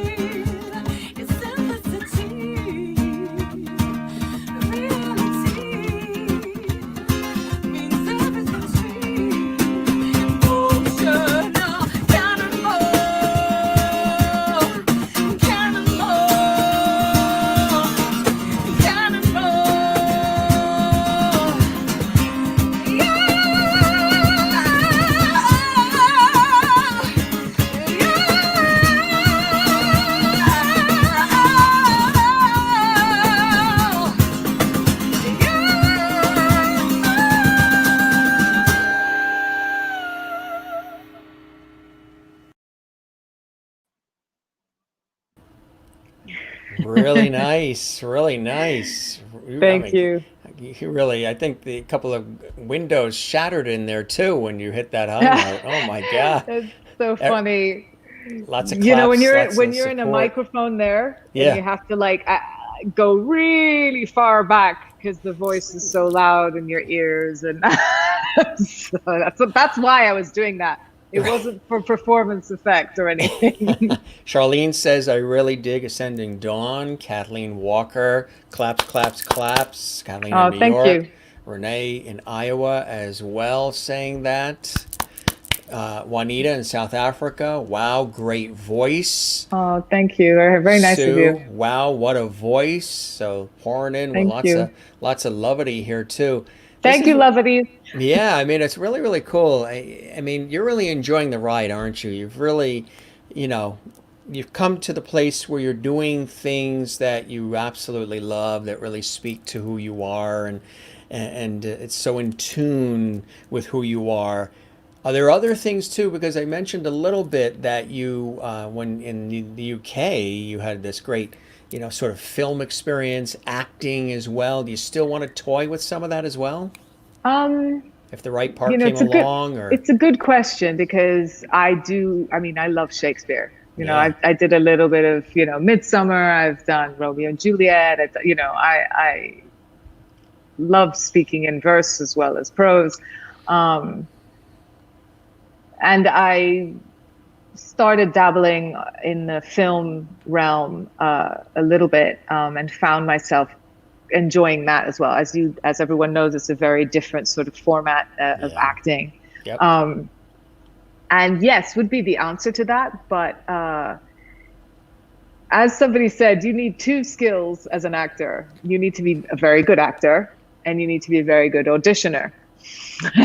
yeah. And Not loving the audition part. the auditioning part on my side has I have to say, I have not nailed it in a way that I think needs to be nailed.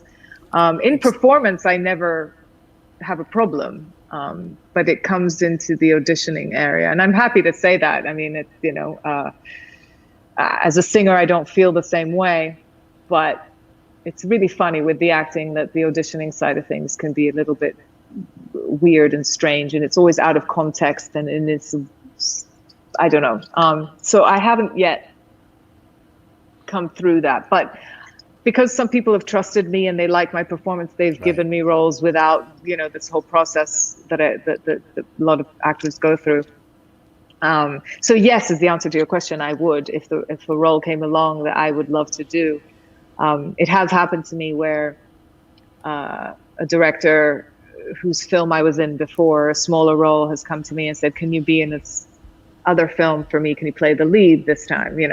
So that has happened. Small independent movies, shorts, and that has been a really great experience for me to do as well. Theater was what I did the most before, and would I return to theater? It really, really would have to be a show that I want to do. How about if it was a musical Um, where you got to it, sing and act and well, blend it see, all that's the in? funny part. That's the funny part. I used to love musical theater with a huge passion. You could tell me, I could tell you all the musicals that existed at that time, and sing from them probably as well. But something happened along the way where I separated text from music, and I understand blending the two and acting through song. That was the whole part of my training. But I lost, I guess, my passion for doing that. I like singing on its own, and I like acting on its own. And so Separated. Yeah. So musicals kind of lost their spark for me, unfortunately. Yeah. It's one of those things. It would have to be a musical that spoke to me in some way, and I'm being honest about that, because I will do things for money, but in this case, I probably wouldn't. It would have to be something that I really wanted to do. And in addition to what you've already accomplished and what you're doing now, are there other things that you still want to do that you haven't tackled yet for yourself that are sort of sitting Yeah. out there, just hanging, dangling? Sure. I would love to the experience of a TV series. That is something that I would love to do. But as we said about, that's a whole Could that hurdle in be itself. drama, comedy, anything? Drama. Drama. Can you do 100%. comedy? You could probably do some You know, comedy, here, right? here's the funny thing. I would never say I'm a comedy actor. I'd never say that I don't have it. But And others yet have. I've been cast in it so many times. I've been cast in comedies more than I have been cast in dramatic stuff. And it's just so strange to me because I'm like, I'm really not good at this. So, I mean, I think it's because I take everything so seriously. So therefore it's funny. So Charlene says you were fabulous in Recovery. Oh, that's a play. That's a play about recovery. Thank you, Shar. She came to see it play out at Theater for the New City, playing a role that was very different from me. That's another thing. I love character acting, and a lot of acting has now become be yourself, and that has become difficult for me because We're still there. Oh, we're still there. Okay. Hi. So yeah, like I prefer to embody a whole new person, find the body language, find the way they speak, people that are far away from me, understand them. And therefore, that's why I'm very attracted to darker roles. And I love the baddies. That is something I would love to do. I want to be a baddie on either a play or a TV series. That's a huge thing that I would love to do. So how about like a soap opera? We are the baddie in the soap opera. Who breaks up all the marriages in the neighborhood. I was thinking more like sort of vampire elf. Yeah. Oh, the stuff that's on like CW and those networks. Yeah. I'm more like the evil queen. Buffy the Vampire Slayer and all that. Stuff like that. That's more fun for me. Yeah, like the sci-fi weird stuff, like a little bit heightened, a little bit out of this world, a little bit, not so natural. Those things I feel are right. That could still happen. It could. And the nice thing about acting is that you don't age out of it. You can still be an actor in your older age. There's plenty of roles for people who are older, and that is really great because it doesn't apply so much to singing as much. It doesn't mean that there aren't older singers, but it is an ageist industry that we live in, and so that's a whole other conversation. I suppose I shouldn't have opened that can of worms. Would you like to expand on that? I'm not sure I should. That and the debate last night, those are the two that we're not Yes. talking about. Yes. So your family, like I know you said you're going to go home to see the family in Cyprus. Initially, the family wasn't so hot about you pursuing the music and going to the schooling for it and everything. But now how do they feel? They must be very proud of the accomplishments and of the fact that you're still staying true to who you are through what you've been selecting. You had High Five, which was part of the package with that whole deal, and you did it and you stuck with it and everything as a professional. But all these other choices have been good choices for you and for your heart and soul, and that must make them happy. Yes, I mean, both my dad and my mom especially my dad, who was the most resistant, I would say. He got over it eventually. They wanted you in He biochemistry. wanted me to be a scientist. Yeah, biochemistry, which is what you studied, right? Yeah. My mom's been very proud from the day one I decided to do it. She had to accept an award for the singing competition that I won in Cyprus because I wasn't there, and I think that kind of convinced her on the spot. But now, they've taken it in their stride. I've been away from home since I was 17. I come and go a lot. Sisters and brothers and all? Or? I have a brother. He lives in Cyprus, and again, nothing to do with the industry. With no musical. I'm the only person. Nobody sad. else. Who left on that ship and said, I'm going this way. That's it. What Yeah. about the biochemistry? Still have an interest in that at all since you studied it and that was the first thing? Does it still fascinate you?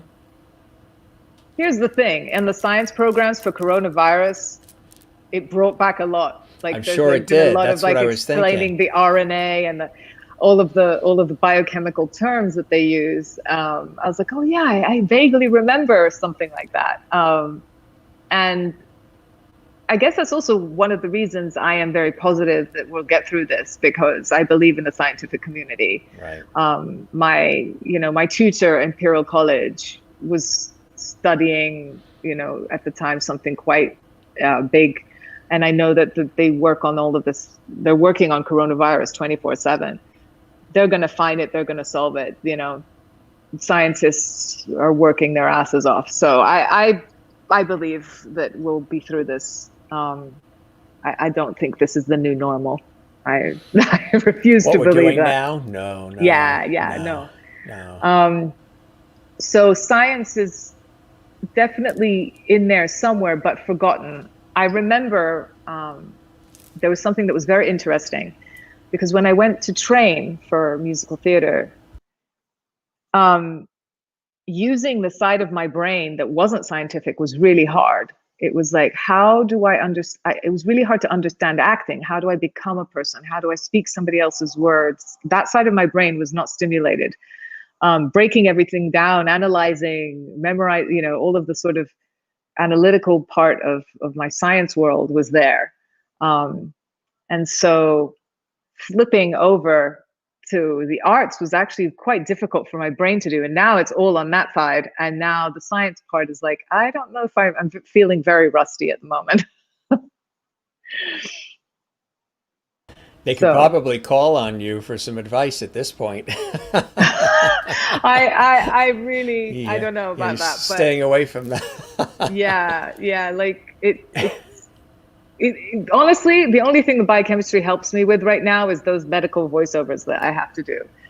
That's stuff that I understand, because it's usually simplified for people to, for doctors and stuff like that, Right. and so the biochemical terms are not that difficult for me. Also because I speak Greek, so they're Greek words. So that was an advantage that I had in biochemistry, was that the words didn't seem so foreign to me because they were Greek, which was great.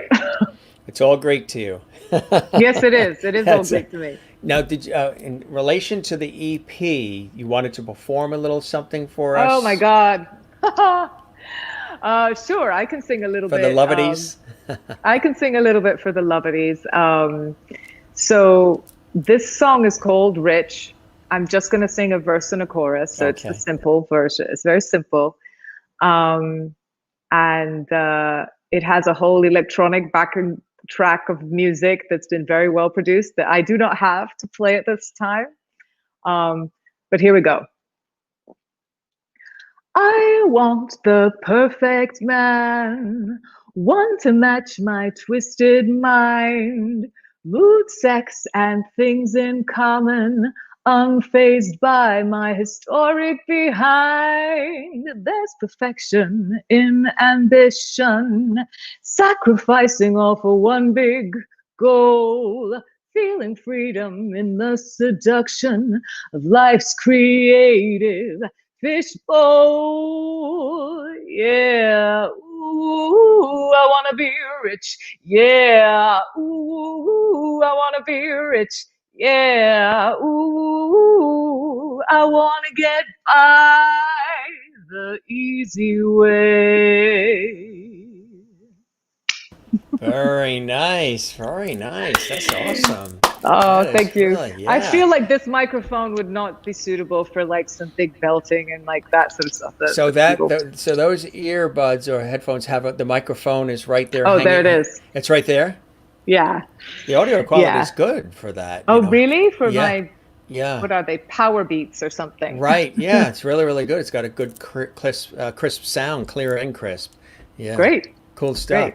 That's great. So that's on the EP too, that particular Yeah, that cut. song's called Rich, and You wrote that? play. That's yours? Yes, I wrote that. How And do you like the songwriting? You love that? I find it very cathartic. Yeah. At the same time, I'm scared to perform it because it feels very me, and I'm like, I don't know. Because with Back to the Ascending I, Dawn, yeah. Back to the I versus the we. Yeah. right? I mean, with Ascending Dawn, I A lot of wrote all claps. People loving it. Oh, thank Juanita, you, South Africa. Kathleen in New York. Very nice jazzy voice. Francis. thank Ann, you. awesome. Marilyn in Kansas. Claps and hearts. Good It's very stuff. sweet. And just for that little clip of it, they're loving it. Oh, Can't wait to thank hear it you. on the EP. Thank you. Yeah, I mean, like for Ascending Dawn, I wrote all the vocals and the lyrics and the melodies to anything that you hear, but it had a style. Yeah. So it was very specific. It was me, but it was stylized me. This is, I don't know.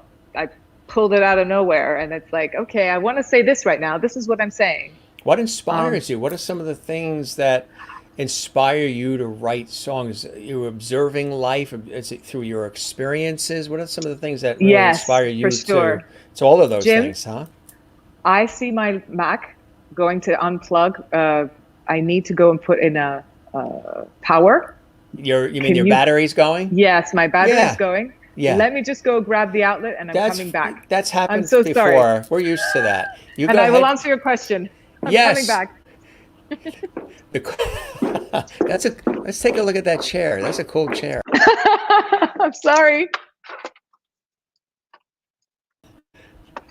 That's a cool chair. But if you're just joining us, we have the incredible MARLAIN ANGELIDIS live from New York. She's been performing for us. I love the sound effects in the back. Plugging this in and clipping that in. It's like, I'm so sorry. come on, hurry, get that in there, right? This outlet doesn't fit. That is Shit. funny. It's live. Hey, this is live. The wonders of the wacky wonky internet. Not as perfect as television, radio, and stage, but we are here. Wow, that was beautiful, sexy, and so siren-like. Wrong. Wrong outlet. Oh my God. You know what's funny about this? We don't see you. We just see the chair. So it's like the chair is talking. With sound effects. That's I just it. know. Right now, you're doing what they call a voiceover. I am totally doing a voiceover, peeps. And I am speaking whilst trying to pick up whatever is leaving behind. And then it's funny. You hear like the little footsteps going across the room. And you hear the stuff dropping on the floor. I know. This would be the moment where the outtakes would be very funny. This is the Right? part. Yeah, this is the part that this is what everybody really wants to see, They don't want to see when we're smooth and polished and we've rehearsed and we've worked hard and we try to present stuff, They want to see that. That's what they want to see. Power. LOL. Okay. Sorry about No, that's it. That's live.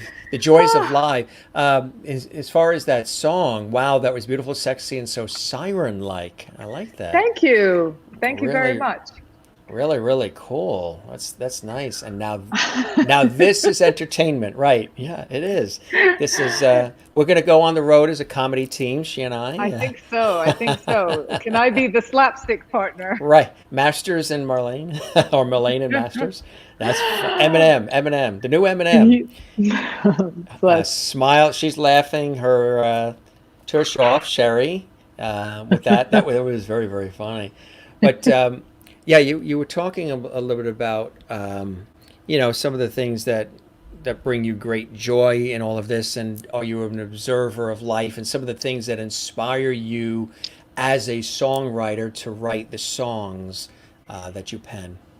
Well, I have a song called PMS. Now, was that from observing life or experience? I would say both. Both because I felt. I mean, I know I write about things that I feel are things that people don't talk about. Um, like the facade that we put on. So PMS would be, let me see, perfect melodic sounds. Yes, how did you That's know? what I thought. That's what I thought. Yes. Um, yeah, then that's a song that I wrote out of frustration. I was like, okay, why? Fuck it. Why don't I write it? Whoops, am I not allowed to say that? I don't know. I'm a rock and roll singer. It's gotta come out. I'm sorry. I apologize if I'm not supposed to. That's a Greek word, right? Yes, I'm. Μιλάω ελληνικά τώρα, έτσι για να μην καταλαβαίνετε τι λέω, right? Okay, you got that? Oh, I like that. What did you just say? Sounds beautiful too. You do? Σας αρέσουν τα ελληνικά? I said, do you like Greek? Yes. Remember, I was telling you we were on the television shoot, was it last year, 2 years ago? Samothrace Island, and I discovered Samothrace, and it was really, really cool. Beautiful, really beautiful. Greece is... Yeah, Greece is one of the most beautiful countries in the world, and I'm not biased because, I'm biased towards its food, and I think that's because I am Greek. But in terms of beauty, I've been to a lot of places in the world, and Greece is very unique. And I did not grow up there, even though I was born there. I did not grow up there, so I do you feel appreciated connected with it, or not exactly? Do you feel connected with it somewhat, or? I do, and you know what? Why? Because wherever I went, I never felt that I fit in physically. And then when I went to Greece, you had a unique look. Yeah, like in the UK, even though I'm half English, I don't look English. And then I didn't look like I was from Cyprus either when I was there. But then when I went to Greece, I was like, oh, here we go. I look Greek. And so that gave me a sense of identity, I guess, a little bit. I know people tend to think the Greek people are darker and have a sort of general darker outlook, but actually there's a lot of light-skinned Greek people. So I fit in. So it was like it was something that gave me a lot of pleasure to be, part of something and part of a country. But again, I still felt quite foreign because I'm an English speaker, and my background and ideologies are different. So and you like to have I came to New York. You like to have tea at 4 p.m, spot of tea, and that was my mother. That's all her. She. So your mother English, and father Yes. Greek, and father Greek, yes. And then, so where did the Cyprus part come in? Okay, now it's going to get complicated. Are you ready? Hang on to your hats, folks. Okay. Love it. Okay, no, it's technically my grandmother is Cypriot. My grandfather is Scottish, so my mother is half Cypriot, half Scottish, but she grew up in Hong Kong. So, yeah, my dad is Greek, and I grew up in Venezuela, Belgium, Cyprus, and so I just say half English, half Greek to keep it simple. But there's a Cypriot root in there as well, and I'm technically, I guess, a quarter Cypriot. I think there's some Russian in there as well, but I would need to do one of those DNA test thingies. Actually, what you just described, you're basically American. Because You know what? we have a variety of different, like I'm English, Irish, Swedish, and French. So, and all, going back to Northern Europe, and, but that's American. Exactly, So exactly. basically, Why do you think I'm here? you're home. Yeah, exactly. That I is mean, funny. it's not a coincidence. That's one of the reasons I came to America, was because I was like, well, I need to find somewhere where I feel like it's home. And I came to New York, and Yeah.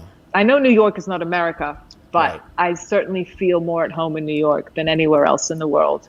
All the different Because of- cultures and Yeah, because everybody's a mix of something, and there's no singular dominating sort of group of people. Right. So it feels good to be here. So you were saying some of the things that inspire you to write songs. Yes. Yeah, I mean, I take from my experiences and a lot of the things that I experienced when I was famous. Um, a lot of what I've written about comes from that perspective, how You still are. it's not real. Okay, you know, I mean, famous to that degree where I was recognized on the street every 2 seconds, you know. Do you like, is it refreshing not to have that constantly too? Is there another side of that where you're like, you've seen people who are living that life and it's not always the easiest to live, The where people are pressure, people are going through your garbage cans and they're filming you every time you come out of a restaurant or something and you end up on TMZ and you know. the, the pressure Yeah. is intense.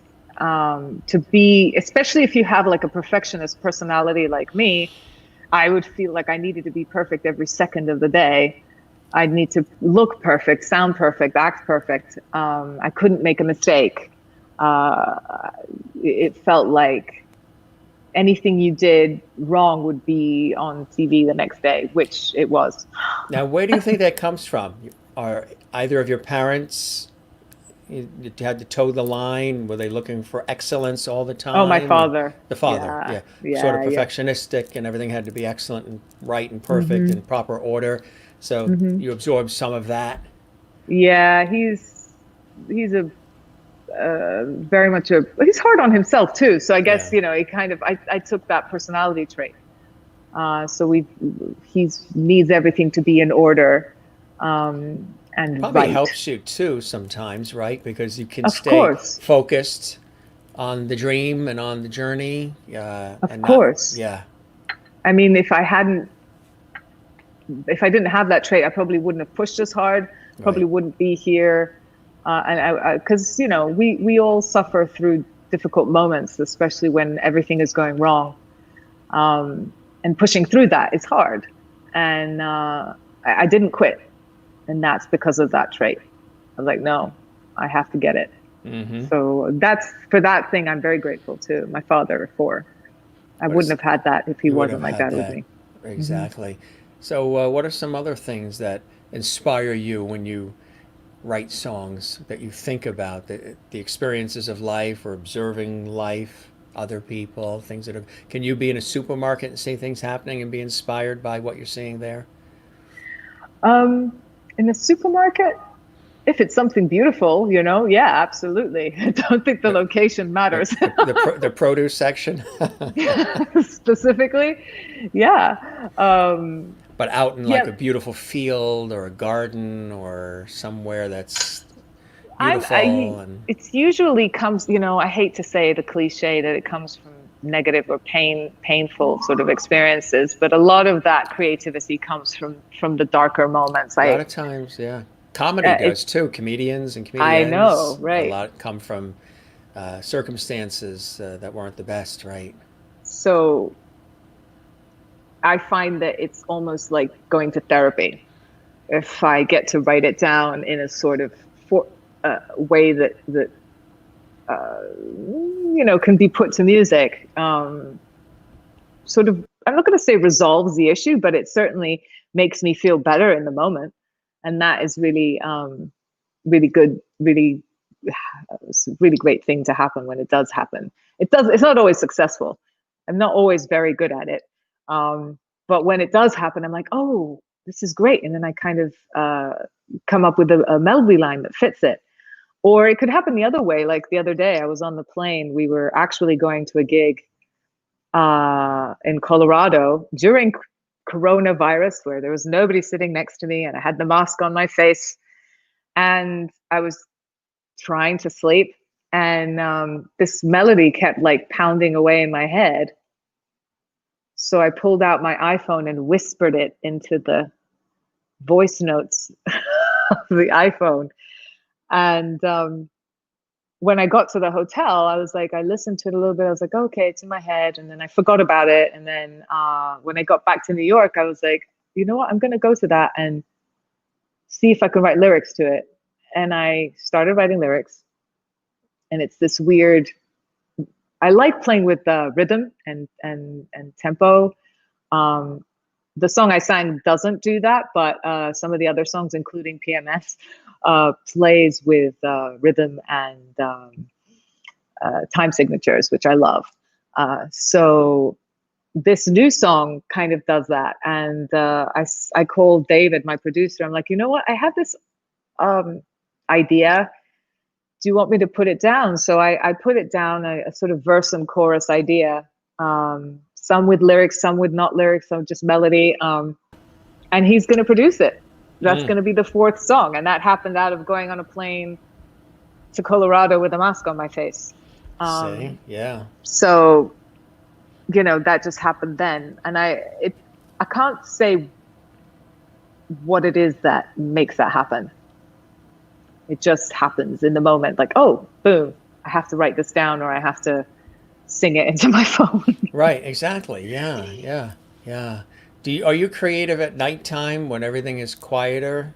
Some people who are creators are inspired at night because the phone isn't ringing and you don't have all the responsibilities and you don't have people pulling at you. So sometimes they get inspired at night as a result of having more room to breathe and more room to think and focus. And there's something about the stillness of the night that opens up creativity sometimes. I totally agree with you. I love working at night in general, which is why I tell my agents no voiceover bookings before 10 a.m. But yeah, certainly at night, there is that peaceful sort of entity that you're describing that basically social media isn't as active, so I can get off it. And I don't have to worry about my phone, exactly like you said. And yeah, that's when I'll probably do most of my thinking, whether that's planning for the EP, you know, because I have to do that as well. It's not always creative. I'm going to be doing like a little cover song with a friend of mine. We're going to be putting something together. So I'd like to do my editing at night as well, because it's more, you know, I can concentrate more on it, and I can, you know, give more attention to detail.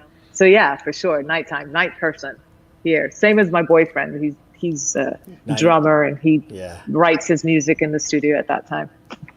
Do you think at all, when you analyze it a little bit, some of the passion you have for rock specifically and some of the metal is that you are drawn to the rebellious nature of it, where you came from, maybe where the parents were very formatic and structured and everything was a certain way, and rock sort of is more freeing and more me, and maybe that appealed to you, as well as the sounds and the musicianship and the songs themselves, but just the whole feeling, it's maybe a liberation in a way for you, versus maybe even other kinds of music that are more sometimes structured in certain other ways, like classical or something. You know, I was actually thinking about that today. I'm like, why is rock music so important to me? Even with what I'm doing now, I have to have the guitar. It has to be in there. Why is it there? And I think, you know, I thought about my father. I thought about it. I'm like, is it because he was so structured and that, you know, but honestly, I left home pretty young. And I don't know. I think that, I think it's certainly a factor. I think that growing up with having a strict parent certainly will give you the desire to rebel against it. And I was not a rebellious teenager. I didn't do drugs or drink or any of that. So it never came out in that way. So I guess this is my way, belting out at sort of top volume, singing Robert Plant, saying baby, baby, baby 1,000 times in one song. Hitting high notes. It's all a form of expression that lets out this sort of energy that needs to come out. And I think rock music is the best channel for me for that kind of drive. I don't want to call it anger, because it's not anger, and it's unfair to call all rock music angry music, because it's not. There's a lot of love in it, and there's a lot of strong and passionate feelings. And I think what rock music embodies is rawness. It's real and honest. And I think that's why I'm attracted to it more. And there's flaws in it as well. It's not perfect. And I like that it's not perfect. Because you're always striving for perfection in your life. And this is telling you, you don't have to be perfect. Good, Exactly. yes, but it doesn't have to be perfect. Yeah. So there's it could be liberating. It could be freeing in certain ways for you. Yeah, I mean, learning to let go of the perfection, because I was trained in musical theater and trained in everything being precise. Yes. Was very hard to do. Letting go of that, hold it to the beat 3 and drop and breath and blah, and and knowing each song exactly what I was going to do on every single note that I was going to sing. And now I go on stage and I'm like, I don't know what I'm going to sing now. Let's see what Steph comes up with. La la la. Or let's see who's in the audience. Yeah. Shar can attest to that. But it doesn't always happen. Right. But the fact that it could is great. And I want to bring that energy into the performances that I do for my own music. Bring in a sort of unexpectedness. Of course, it's harder in the electronic genre because it's not live. But I'm sure I'll figure out a way to do it. So. Absolutely. Well, it seems like you've figured out a way to do everything that you've done, even though you're striving for perfection. It's interesting. I was having this kind of conversation with somebody before that said that they were sort of perfectionistic about, their work and about themselves and their hope for the world and everything too, because the world is far from perfect. I told them, and I said, this is what I've done. I said, instead of saying striving for perfection, striving for excellence. And just by changing it from that word perfection to excellence, all of a sudden, they're similar, they're threaded together, but all of a sudden, excellence sounds more achievable than perfection does. Yeah. So, yeah, you know what I mean? Just changing that course. word. They're parallel, but just changing the word itself sort of, loosens things up for one too. Yeah. For sure. I mean, I think it's also like time frames, and we all go through different sort of sections in our life. And I think it's important that we learn how to be as close to excellence as possible and then letting it go. I feel like that was a sort of the right way to do things rather than the other way around. Because sometimes excellence or perfectionism is not attainable because it's not perfect enough.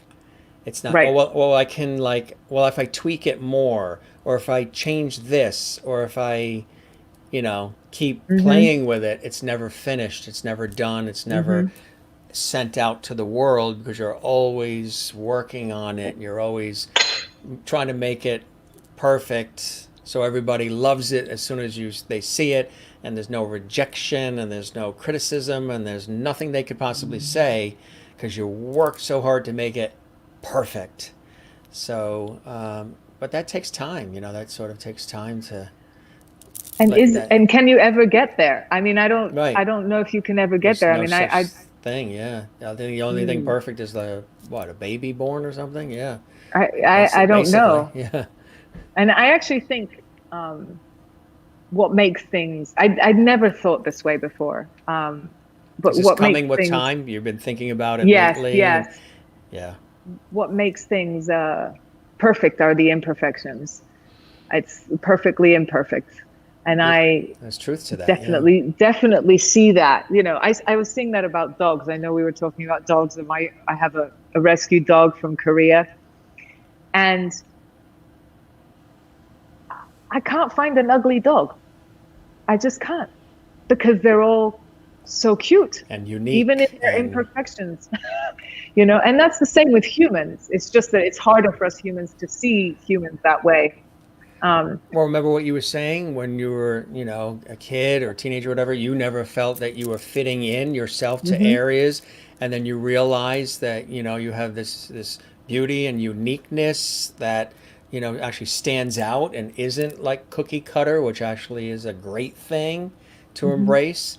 So, maybe you've also been aware of all of these things too. So you see beauty in so many other things. I always do too. I never see really an ugly dog or, you know. Yeah, it's hard to see because I don't know why and how that's swapped around. I think I forgave myself somewhere along the way for not being perfect, I mean, which I've was seen a hard to few do. ugly people, but not looks wise, personality wise. There's a Well, few, there's a yes, few of them out there. yes. I mean, but even though, you know what, even those people have There's gone through there's something. something underneath. They've gone through something that's made them get to that place. I don't believe. I mean, I know that it's very hard. This is another huge topic, but circumstances can create Yeah, an ugliness in people, and absolutely. Yeah. they were unlucky to go through those circumstances. Abuse or neglect Yeah, or constantly being put down or left out, yeah. bullied. Yeah, there's So so I many. I feel like yeah, it's really really hard to assign, put people in that sort of category. Yeah. Exactly, exactly.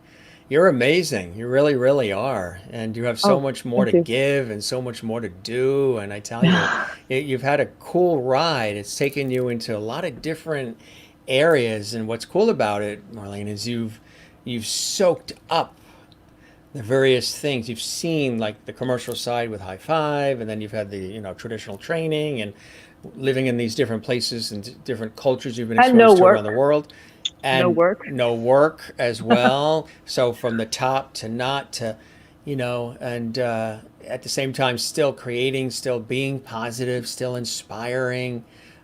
What are the things that inspire you to continue to create through thick and thin like this? Well, You're a born communicator. I know you like to. I don't know. As I said, I like to see the the positive in everything. I even when the words sound negative, try and hear the positive. Now, this is not how I used to be. It was not like this. It took me forever to be this way, and to reprogram my mind to think this way, especially given the nature of this business and how difficult it can be and all the rejection that you go through, and being told you're not good enough for things. uh it's, you know thinking of it as, well, it's not my, that wasn't right for me. Now the right thing is going to come along. um I don't know what exactly inspired me to do that, other than years of sort of psychotherapy. I don't know. I listened, read a lot of books. I think that it's important to, you know, delve into the mind and see how your thinking um, affects you. So stuff like that is more like what I feel is what's happened. I'm trying to think right now if there was something specific that inspired me. My mother has always been a positive thinker. She's always been someone that tried to convince me to think positively, even when I was um, in down in the dumps and complain. Um, so she always did tell me to think positive. And maybe I didn't listen to her then, but now I hear her words a lot. So she definitely is an inspiration to me. Um, I don't know. I'll when it comes, I know that I have more. It's just I can't right. They're not coming to me right now. I know you'll think about it at 2:30 in the morning, and I then will, and I'll you'll, message you'll you, you'll Jim. message me. The rest, Jim, I was thinking about is this, and this, and I no, that's going to happen. I'm oh, I know. 100% sure. I expect that the phone is on and ready. But it's cool when you analyze the reason why you do what you do and think the way you think, and we sort of morph and we change as time and experiences wash over us. Some of the things that we thought were so crucial are softened and not as crucial now as they were. And there's other things that are actually more deeper and sometimes meaningful and long lasting that sort of replace the stuff that we thought was the end of the earth. And that's a Yeah. beautiful thing when that happens. That takes time and it's wisdom. And not everybody always stops to appreciate those things or to, you know, notice those things. I mentioned it for me that, I had an experience like 2 years ago when I was on a TV shoot and I was driving.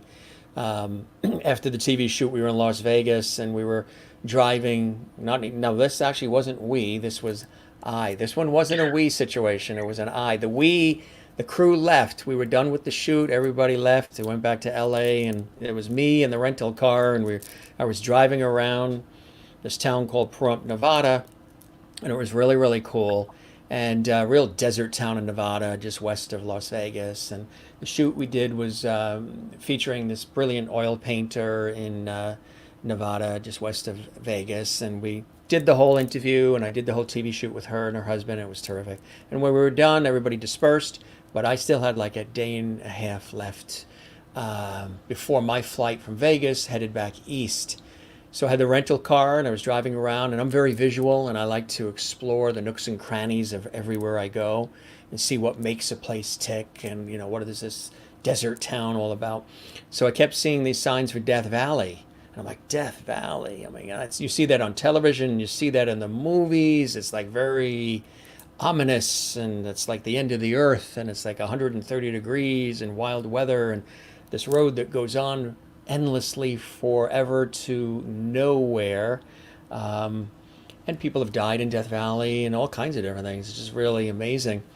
And everywhere I went with this rental car kept bringing me to the entrance to this Death Valley, to this sign that said Death Valley. Now, I was never like in favor of death, not a lover of death, the topic of death, or just, loss and all of that. But I fully get it. But so here I am at Death Valley. So something sort of, I don't know what it was, but maybe I do. Something pushed me to go in. Said, you know what? It's a place that you probably would have planned out, mapped out perfectly. You would have family and friends with you because it's this ominous place. So if you're going to go somewhere that's ominous and big, like, I don't know, the first time you go to Paris or the first time you go to the Grand Canyon or whatever, you want to share the experience with other people you care about. So here's this big place, Death Valley, and I'm all of a sudden bringing the car into it without any planning and not telling everybody I'm doing it, and there's no water or food or charged up cell phones. I'm in a rental car. It's not my car. All I know is the make and model of this car. I don't know what the history of it is. And I'm entering Death Valley, and it's August in Nevada, and just haphazardly going in. And again, something I might have strategically planned out and, made it more of a vacation visit with everybody in the car and to share it with. And the first 15 minutes that I was in there, I've mentioned this before on the show, but I've experienced tremendous guilt. And the guilt that I was feeling was that I was going into this monumental place like Death Valley, and the visual, stunning, natural, raw beauty of it all that I was witnessing with my eyes. My eyes became like a movie camera, just soaking it all up.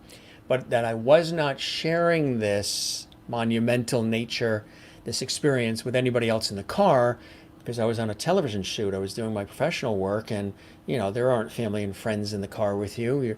The crew went back to LA, and I got to go back east, and I'm just doing this haphazardly. So how would you have family and friends to share it with in the car?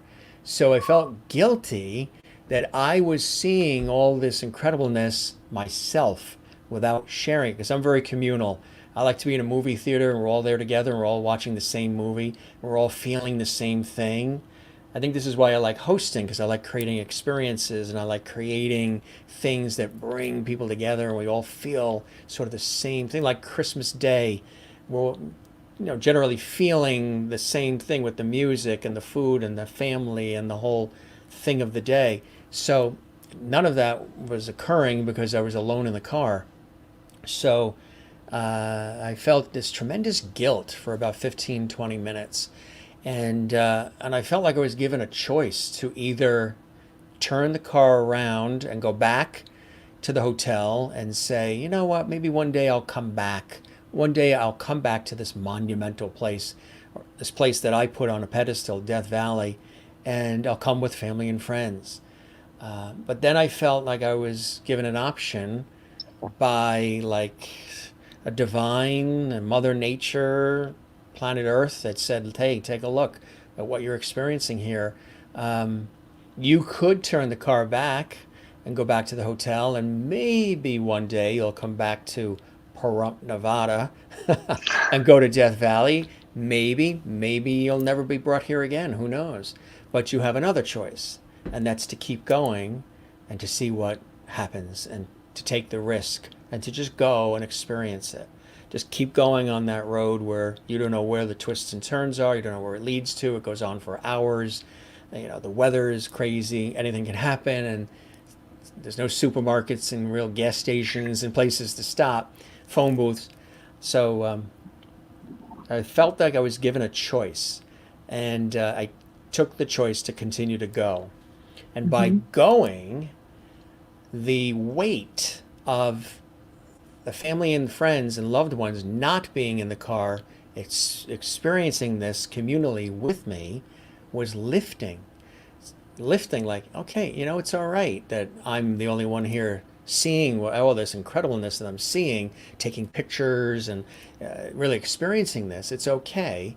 But I needed to be sort of pushed into that scenario where it's risk, rental car, nobody knows I'm doing it, don't have all the supplies, it's August in Nevada and I'm going into Death Valley.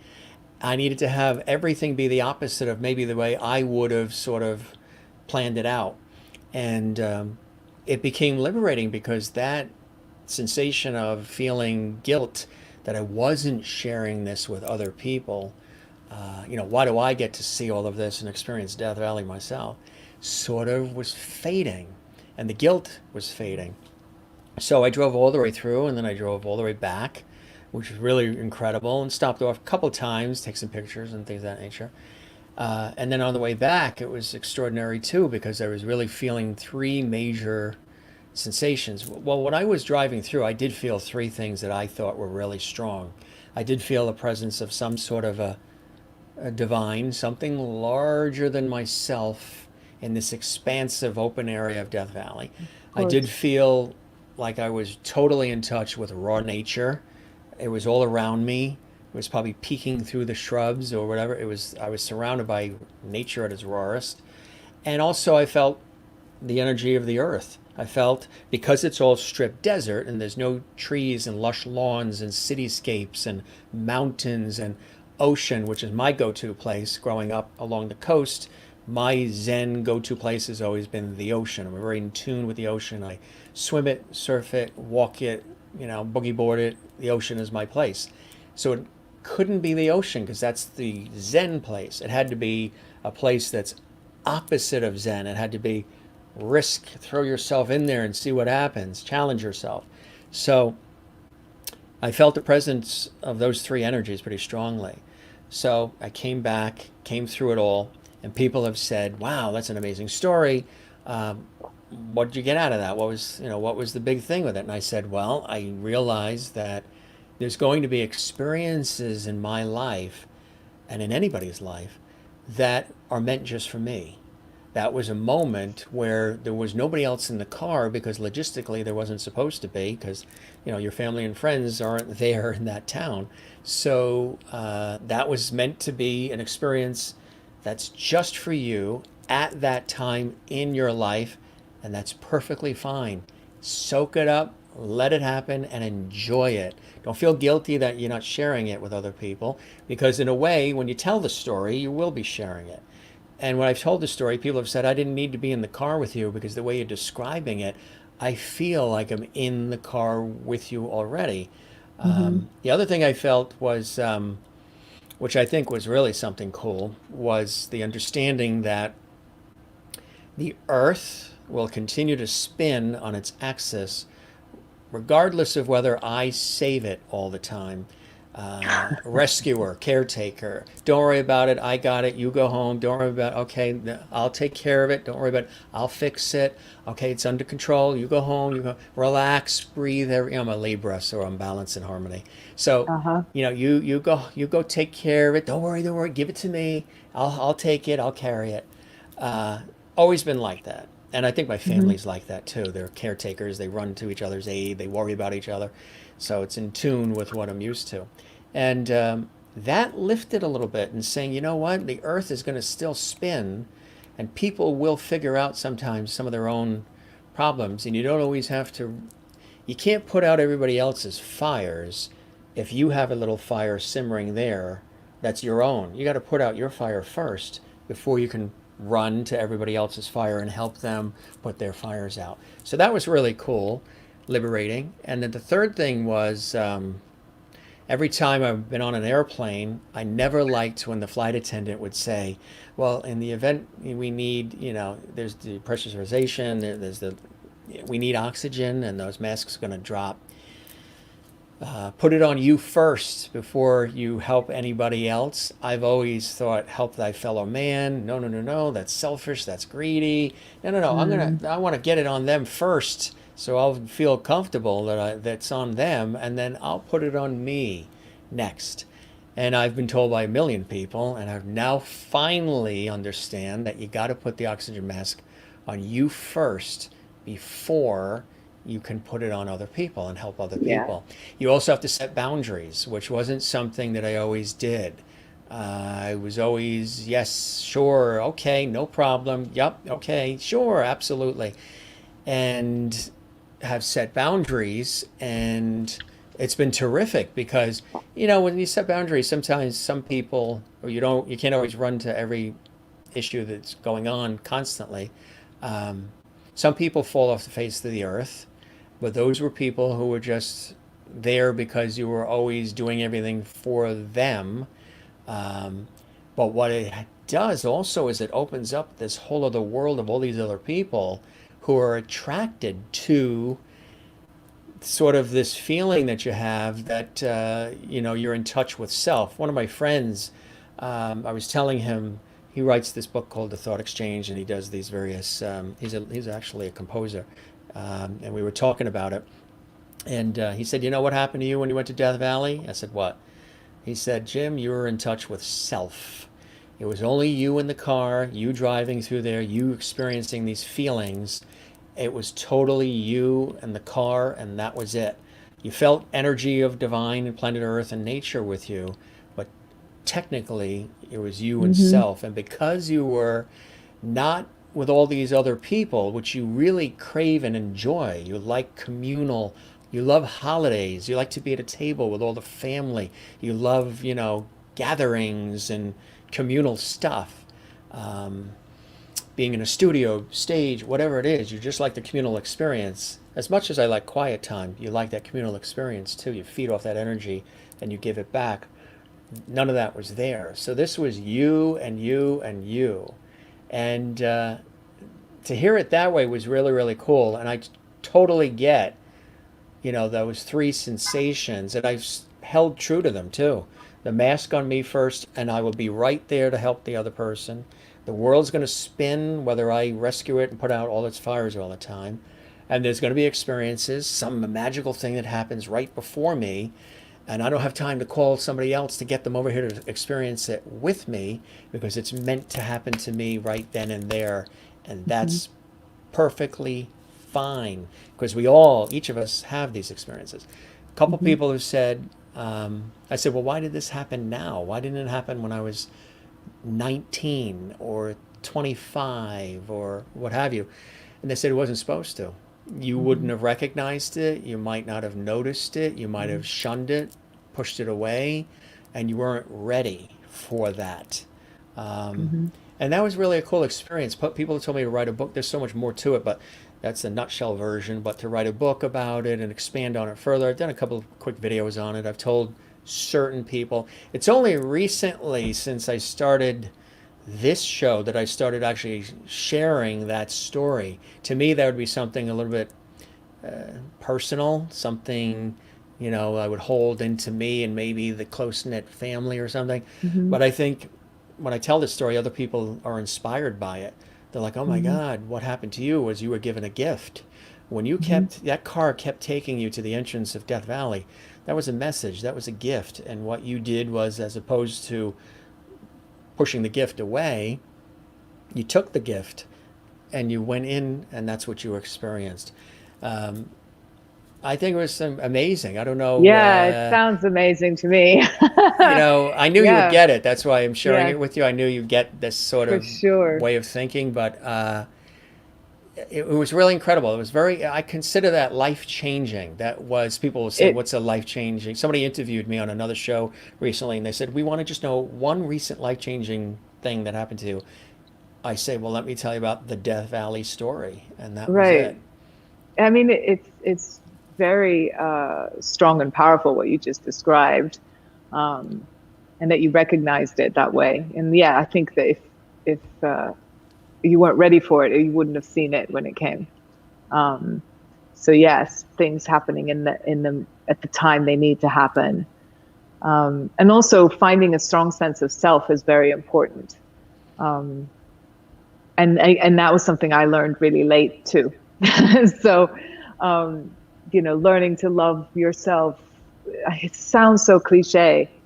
It does, right. But This is why I it's so knew. important. Well, this is why I was able to say to you earlier that conflict between the we and the I, loving the we and the communal nature of the we, and our industries, our television, radio, stage, performance. This is a we world, and now you're talking I.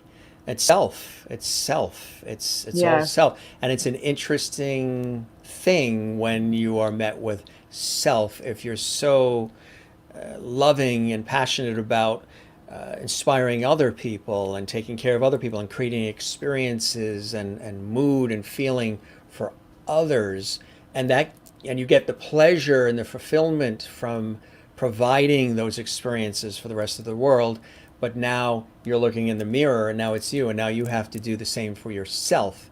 And it sounds like you fiddle with the in and out of all that too sometimes.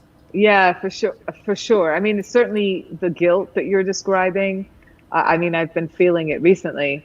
Like, oh, I have to do this about me. I feel a little guilty that it's Right. just me. It's like selfish or guilty or Yeah. No, I totally understand it. And then, I've had people say to me, but no, I want to hear what you have to say. I want to hear your expression. And I'm like, really? Are you sure you really want to hear it? So I totally understand the guilt and trying to overcome it if you're in the moment, you can't feel that thing. If you're in the Right. moment, of present in the moment of creation or whatever it is. In your case, you were experiencing Death Valley, and in my case, it would be in the moment of performing the song or in the moment of writing the song. Then I don't feel those things.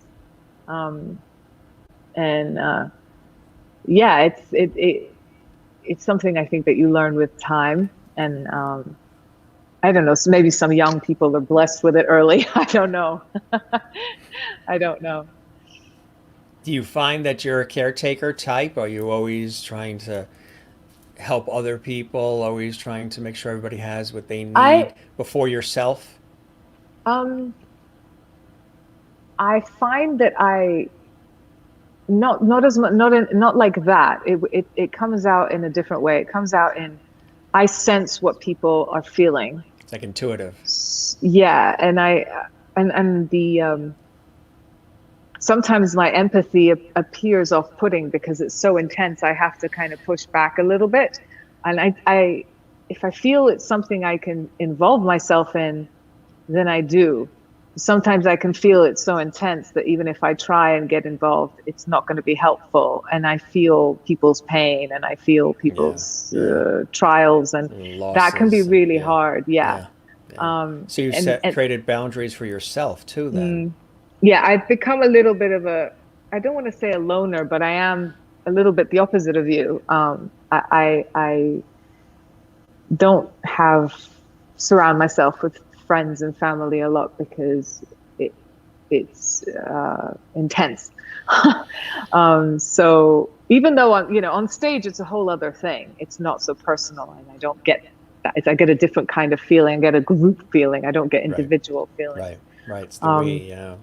Yeah, but in when I'm one-on-one with people, I have wished that I could get over this boundary so I can take it a level up and actually be helpful. And I've discussed this, moving on to that, but I have yet to build the ability to block it off from affecting me. So when I do, then I'll be able to be more helpful, because I'm still vulnerable to stuff like that. So when we get past all this craziness, we'll have lunch and we'll help each other out through it. Yes, of course. Yes, be in touch with self. There's somebody watching. People are really actually enjoying this conversation as much as the music and everything that we've done. Awesome. Juanita, love the story. Jim, thank you, Juanita. Cassandra Bain, this is Lady Bain. She's an R&B sensation, singer, songwriter. She's absolutely amazing. She was a guest just a couple of nights ago on the show. And she's saying hello, beautiful people. And she said she can relate to what we're talking about. And that's a beautiful thing, And I think as a performer, you get that too.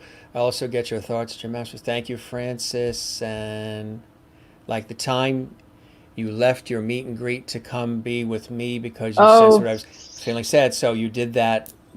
Charlene was not feeling right in sorts, and you had a meet and greet, and you had to go to her. Yeah, I felt it. You got it in you. What are you talking about? It's there. A little bit. I do. I just. You do. I have to, be selective, I guess, in a way, and that's a protection system I've built for myself that I'm working on. Right. Exactly. That's the thing. The filter that has to be, the veil has to be raised in order to allow all of that to happen. And it's a liberating thing, because what happens sometimes, even all the people that you thought you were rescuing, if you let that, they'll figure it out. You know what I mean? Some will disappear, but they'll figure it out, which is a beautiful thing. But you do have to tend to yourself and your needs first before. Have you always been good at doing that? Making sure you have what you need?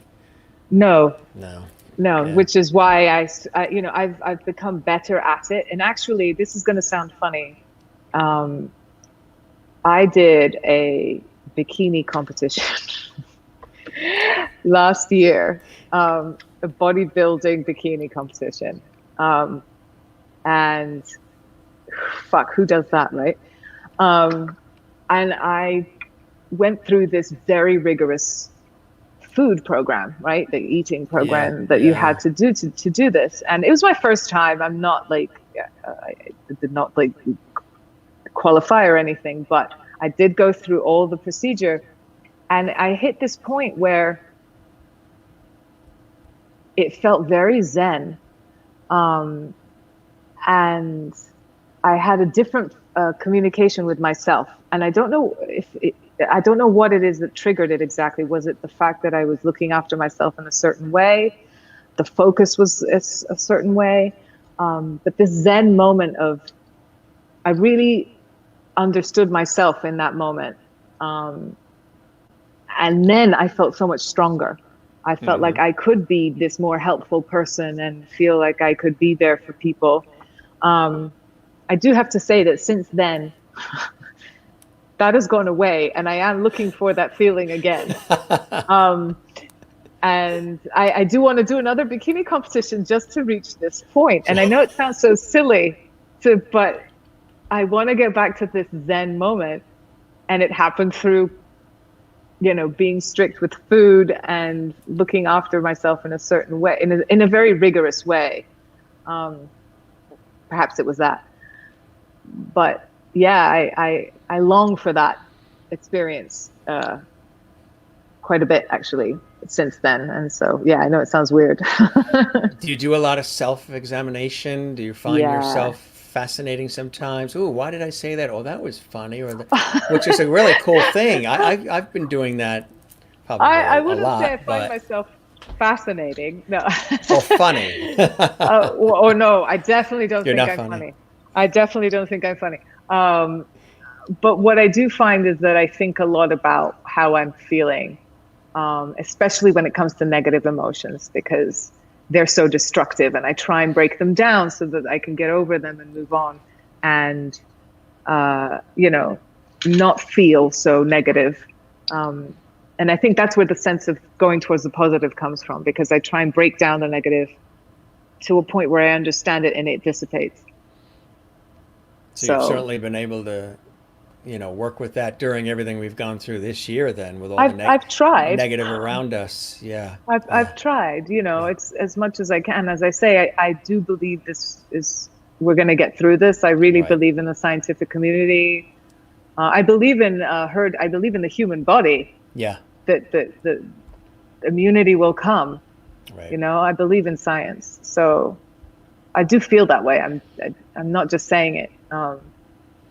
I have to think this way, otherwise I think I'll go crazy, actually. Right, right, right, right. If you super analyze the whole situation, right, exactly, exactly. It's amazing conversation that we've had here, and Yes, thank you. we've flowed into so many different. I don't know if anybody told you that that was probably what was going to happen on this show, No, but we have a lot of fun and levity and yes, entertainment and periphery and everything, but then we do also get deep sometimes and there's no script, there's no teleprompter, it's all ad lib, and we just run with whatever happens and whatever the time is, and there's no typical usual. See, like in my professional work, I'm used to everything being timed, and okay, structured. you've Yeah. got 9 minutes to do this, and then you got to stand over there, and then you got to call this one. This is also liberating in so many different ways, because I get to still do the work that I love, as an on-air person, but yet with no constraint, and it's Mm, whatever we want it to be, and whatever hmm. people get out of it. The guests, the viewers, the levities, and that's cool stuff. That's cool Yeah, stuff. it's a So great. It's really wonderful that you have that ability to kind of do that and express yourself and give yourself to the people that watch you. It's been a pleasure. you as well, you as well. And I know that, you're going to keep creating. Kathleen says, thank you for sharing with us, Marlene. Thank you. And Lady Bain saying, thank you. I'm really enjoying this segment. Thank you very much, Lady Thank Bain. you. What would you say to somebody who is the Marlene of her youth, who's that young girl or young boy who's considering going into the entertainment field, into performance? Now we're in a different time. Well, there was Eurovision, yes, but now there's a lot of competition shows. It's changed in so many different ways. Um, Tell us about maybe something you would say to somebody who's maybe watching this, who's being inspired by our conversation, and maybe wants to follow in the footsteps that you have created. Wow, that's a hard one, It's a big one, yeah, I because know. obviously there's it's a hard a thing to encourage somebody to go into such a difficult line of work. What I would say is, if it's in your heart that this is all you know and this is all you want to do, and it's not because you want to be famous, it's because it's who you are, then it will come to you. Follow it and it will come to you. Because I feel like if it's the truth, then that's what you're meant to do, and there's no going back. That's it. You know. Um, I I would say, do the training, do all this, all the stuff that you need to do to become better, and then just have faith. Uh, and it's hard to say have faith I know. And I don't know how one teaches faith. I don't know what you would say to that, Jim, to You teach know, somebody have faith. But I think that that's what matters. I, I've, you have to have faith, absolutely. And faith in yourself as much as faith in other people and institutions and other things, because sometimes those things and people may disappoint you along the way. That can happen. People mention it all the time. Oh, I used to believe in that, or I believed in that person, or I believed in that ideal, and all of a sudden it's not there anymore, or they're disappointed by it. But the main thing is believing in yourself, and that can be one of the hardest things to do. But Hmm. believing in yourself, because then that gives you the strength, the resilience, and the stamina to really withstand anything that comes your way. The good times, the happiness, the loss, the Good times, bad tragedies, times. the good times, the bad times, the confusing times, the annoying times, the this too shall pass times. Um, which again, is a beautiful thing to be able to get to that place. So if anybody's watching and they're being inspired now live, or when they watch this later in the archives, by what we're talking about here, that I believe very much in law of attraction, and I also believe in pay it forward. So I Yes. think if we're able to inspire people somehow, I'm a big believer that when you inspire, you get inspired. It's a very the earth turns and Hmm. turns, so what you put out, you get back energy Hmm. wise. So if you're going to put out positive, that's a great thing because you'll attract more positivity around you. Not all the time. You'll still have Hmm. grumpy people. You'll still have somebody that will cut you off, on the highway and give you the finger when you didn't do a thing, he did. But cut you off in the elevator and push you aside. You'll always get those people, Hmm. and to heck with them. Yes, of But course. at the same time, you also won't be so consumed by that because it might not necessarily be anything to do with you. It might be something that's going on in their world. And it's good that you're not that way. So it's about being positive. And as we always say on this show, we always say relax. Oh, I love it. Yeah, I show this Yes, at the end of please. every show. Zen. Yeah, Zen, relax. Yeah, maybe I can put it through the screen and you can Yes, grab it. I got it. That's perfect, perfect. So this was cool. This was Thank you so much. awesome. And I want to toast you. We always toast all the guests and the Oh, viewers in the awesome. beginning. And Oh, good, you got a little something there? Perfect. We toast you. toasting. Toast, cheers, Thank sláinte, you. chin chin, all the rest. I love it. Thank you so much. It was great.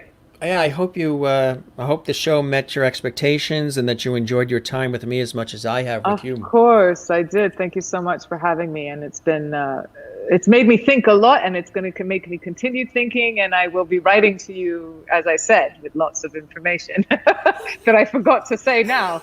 Be like, That's yeah. it, absolutely. All in lovity. Anne says, thank you, Marlene, for sharing your time and talents with us this evening. Oh, thank you. Great to hang with you two. Been a long time as well. Juanita in South Of course, Africa. Joan. Marlene, really enjoyed the interview. Love your story, energy, mostly your Oh, honesty. Thank thank you. you. Renee in Iowa, thanks for being on the show tonight. That's lovely. Thank you. Soraya says, I love her hair. It's so curly. Marlene is a very Oh, pretty lady. See? bless you. Thank you. That's very sweet. Thank Isn't you. that absolutely really beautiful comments here? Soraya had asked, how long have you been in the music business? She missed some of the show. You can watch it Oh, in the archive in YouTube at Jim Masters TV. I can answer that quickly. It's just over 20 years now. Yeah. That's Long great. That's time. Yeah, I know. That's me. Same thing. Yeah, if not a little Yeah. bit more. Yeah. Thank you, Jim and Marlene. Absolutely, Charlene. Fabulous interview. Thank Glad you, you Shar. enjoyed it. Glad you enjoyed it. Well, my friend, I hope we will get together, break bread, and Yeah, it'd be in lovely to meet you. person. It would be really, really cool. Sherry says, "Thank you, Marlene. It was wonderful visiting with you this evening. You're definitely now a lovety. I love it. I wish I had a little thing that said "Lovity" I now, know so I could just we're I'm doing that. The people want shirts and mugs, and we're working on all that "Lovity." stuff for the show. Lovity on the Jim Masters show. Exactly. That's right. That's it. I see you're in there. There you You're in there. go. Is everybody in there? The eyes have it. There you go. Can you imagine if our computers freeze framed now? Oh, I love it. That's perfect. There you go. And Francis says, this is a big one. Great conversation. Enjoyed listening to you, Marlene. You were very interesting to listen to and a beautiful person. I love your curls too. I was going to ask if they were yours or that's straight to the gut. I will say it's called the curling iron. That's it. You worked at it. You worked at it. Absolutely. Yes, I did. Yeah. It's not mine. That other fantastic shot that we showed, that other photo in the beginning, is that how it naturally is? Yes. I mean, that's beautiful too. Both are terrific. Thank you. Yes, thank you. I mean, I play with color and lots of craziness, but yes, I like girls for some reason. So absolutely. Yeah, that looks great. Yeah, looks great. Thank you. Absolutely. I haven't had mine cut since March. Usually it's shorter, like that picture there, but it's just cool. Yeah, it's cool. I want to see it under the hat. You have to take the hat off now. So you brought this on. Oh, you want? You have I mean, to show it's very. people your hair It's now. there's a lot of it there. You ready? Woohoo! Yes, we're ready. Look at it now. Oh, look at all that hair. That's impressive. Wow, like look at that. it. It You wants to could do a part whole- that way, and then it wants to part that way. It's great. You Yeah, could do quite a few it's- things there. There's a lot there in the back. Usually, sometimes it's shorter like that guy there, the TV host guy. But just been letting it. It's been cool. I've actually been enjoying it because I haven't had to get it cut. There isn't a project that said we need it shorter, need it cut right now. So I've been just letting it. It's been since March. I mean, even the salon called and said, "Are you coming back?" And I said, "Yeah, I'm just letting it. I'm having fun with it. You know what I mean? That's cool. You like it?" I do. I like long hair on guys. So Yeah. I've always wanted to grow it long for a long time, and when we were in Greece, Germany, and Amsterdam filming, actually, it was longer then. It was cool, but then I had a television project where I think it was a science and nature documentary or something where they needed it shorter, and they don't want this, so this comes off, this goes on, off, on, like with you, curl, straight, this, that. Yeah. It's what makes life fun. It does. A new look. A new look, yes. Oh, I have the curls. That's cool. This has been coronavirusing. Yeah, I've been coronavirusing too long. Me, you. That's funny. I love the long hair, Jim. Thank you very much. Thank you very much. See? That's cool. That's cool. All right. So, All right. It's been a pleasure. It's been a pleasure. An extended pleasure here. Thank you so much. Yeah, you're very cool. I really appreciate everything. Thank you to everybody who's been writing in and listening. I appreciate you guys very much for welcoming me here as a lovety. That's right, Lovety Hall. Thank you, Jim, for having me. My pleasure. You're welcome back anytime, my friend. Good luck with the EP and all the projects. Thank you. Keep me posted on everything, which I know you'll be texting me later, right? Perfectly fine. Keep me posted on everything, and we wish you nothing but continued blessings and joy and best of everything, my friend. Thank you. Thank you. Have a good night. You too. Take care now. Bye. Bye-bye. Terrific guest, terrific conversation and combination. Another comment, couple more comments coming in here. Let's see what the Lovety Gang is saying.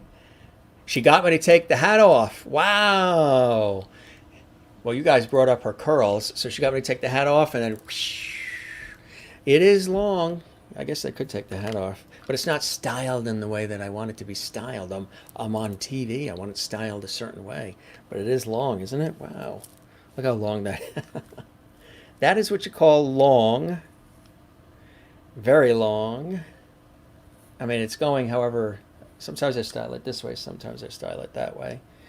It's the longest I think I've ever had it. I've had it long before, but I think it's the longest. Where'd you go? I don't see you. Where'd you guys go? Where are you? Are you still on? Are we still on? So it's yeah. Look at jeez. Wow, look at that. Long. So where's Linda Odell? She likes when the hat is on. I think it's cool. What the heck? You know what I mean? For now, that's what we're doing. Like it or lump it. I'm enjoying it. Hey, if Gilligan can wear his hat, because I bet you if he takes that hat off, psh, he's got a lot of hair. Anyway, gang, this was cool. This was fun. This was a lot of fun. Let's see what everybody's saying here. All you lovities. Can believe your hair is really long. I know. It's really growing long. Sometime, I'll probably get it trimmed up maybe. We're entering October, maybe Thanksgiving time. Hopefully everybody can get together with family and everything by then. Thank you, Kathleen. Nice that you were with us, Francis. I love the long hair on you, Jim. Thank you, Soraya, on YouTube at Jim Masters TV. Charlene, hearts, thank you very much. It's very cute on you. Soraya, thank you very much. You're still here. Sherry says, I like your hair either way, Jim. Sometimes it's fun to try different things. I agree. Absolutely. It really, really is. And again, through all of this, I've been pretty much working out of the house with the radio shows that I host daily, multiple radio shows for Close Up Radio. So I haven't had to get it really cut for anything specific. On this show, I can just throw a hat on and just have fun on our show, the Entertainment Lifestyle Talk Show series. But we'll see what happens. Sometimes the color changes. We go lighter, we go darker. I look like Gilligan with the hat now. Gilligan? Thank you, Jim. Good night and have a great night, all. You too. Hey, we want to thank MARLAIN ANGELIDIS. She was amazing, a wonderful guest. We really appreciate her being on the show. I want to tell you some amazing people that are coming on in the next couple of days. We are really excited as well. Great conversation with MARLAIN. You know, on this show, we take it wherever we want. There's no rule to it. It's a talk show. It's bringing back the lost art of conversation with some entertainment and other things thrown in as well. So thanks, we appreciate it. I mean, I know these are longer than most videos you see on YouTube and elsewhere, but hey, we're here now, we're breathing, we're alive. Let's have fun. Tomorrow night, phenomenal actor Heath Calvert is going to be here. Yes, he's going to be here tomorrow night live. He's an actor, he's a singer, and he is our special guest, Heath Calvert. He's been in a lot of productions, a lot of shows, television and more. He is with us tomorrow night, our special guest. And then Jane Rogier is here. She's a brilliant performer and in the artistic world, in theater, and so much more. We'll tell you a little bit more about her as we get closer. She's here on Friday. We're very excited that she's joining us. And let's see who else is coming on the show. Ooh, Saturday night. George Hutton, yes, live and direct from Ireland. He's going to be here. Very popular Irish pop singer and pop star. Lyric tenor, as well as singer-songwriter, George Hutton. Everybody's super excited here in the States, as well as in Ireland and Scotland and England, that he's going to be with us this Saturday Night Live. 7 p.m. Eastern, 4 p.m. Pacific. For him, it'll be midnight, so we do appreciate him giving us that time. He's here on Saturday. On Sunday, Steve Solar is going to be here. He is an amazing voiceover artist. He's voiced so many characters. We're going to talk about that. He was a friend of Groucho Marx. He's going to talk about Groucho Marx and other folks in Hollywood that he's was friends with for years and still is friends with many phenomenal stars. And also, he's written a lot of television shows too. Murder, She Wrote, scripts, and other shows that have become extremely popular and classics. He's had an all-around Hollywood career as a performer, an actor, voiceover artist, animation voice, as well as a writer of many of your favorite television shows. Steve is with us this Sunday, 7 p.m. Eastern, 4 p.m. Pacific. as night after night we continue, for now, the Jim Master Show Live. And in coming weeks, Melissa Manchester is going to be here as well. Yes, we're very excited. That's going to be amazing, absolutely amazing. Like tonight was. Really, really tonight. Yes. A wonderful producer, Jane is. Producer extraordinaire. Talking about Jane, who's going to be with us on Friday. An award-winning producer of countless Broadway hits. Tony-winning producer. There's probably a show or two you've seen that Jane has been involved in as a multi-Tony winning producer of some of your favorite Broadway shows and much more outside of the world of Broadway as well. She's going to be here for an incredible conversation on Friday night. You like when I laugh. Thank you very much. I like when I laugh too. I try to laugh as much as possible. Even more, I try to make other people laugh. George Hutton, yes, George Hutton, or Heath Calvert, or all of them, all the guests. You love all the guests. You followed George Hutton on YouTube? Yeah, he's really cool. He's all excited. We've been talking every day. He's all excited to be here. I am happy you like your hair long. It's yours. My hair is super long. Also, just waiting for things to open up. We look different when our hair grows. This is the longest for you. So far, you think? I meant we were all been coronavirusing it too long, not getting out like we do. Do you ever get out to walk? You know, do you get to a park at all? We always try to go. Yep. We always try to get to the park, social distancing, masks, and we go to the coast, social distancing, masks. We are, when we go to the store, the bank, post office, social distancing, mask, Purell right after, wash the hands when we get home, all that stuff. But we do get out. Produce Beetlejuice. Hello, Dolly. Yes, Jane. We're talking about Jane on Friday night. Some amazing ones coming up. Thank you for the show. I hope everyone has a great night. Excited for the spooky season. Looking forward to more live shows. We're here every single night. And your friends are here too, gang. George Burns says good night. He is here with his cigar. He had a great time. I know you guys like to see the characters. We showed Gilligan already. Gilligan is there. Jeannie is there. Who else? Of course, Silver's here. Silver. Remember? Silver from Switzerland. The Silver Lab. He's here. And. Jimmy's here. And Jimmy says good night. All your friends are here. Good stuff, gang. Good night, all. Thanks for all the great comments, all the love. Don't forget, as we do say here on the Jim Master Show Live, relax, take care of one another, love one another, and enjoy life. All right? You guys, be good to one another. And don't forget to smile, share the levity, find your Zen place.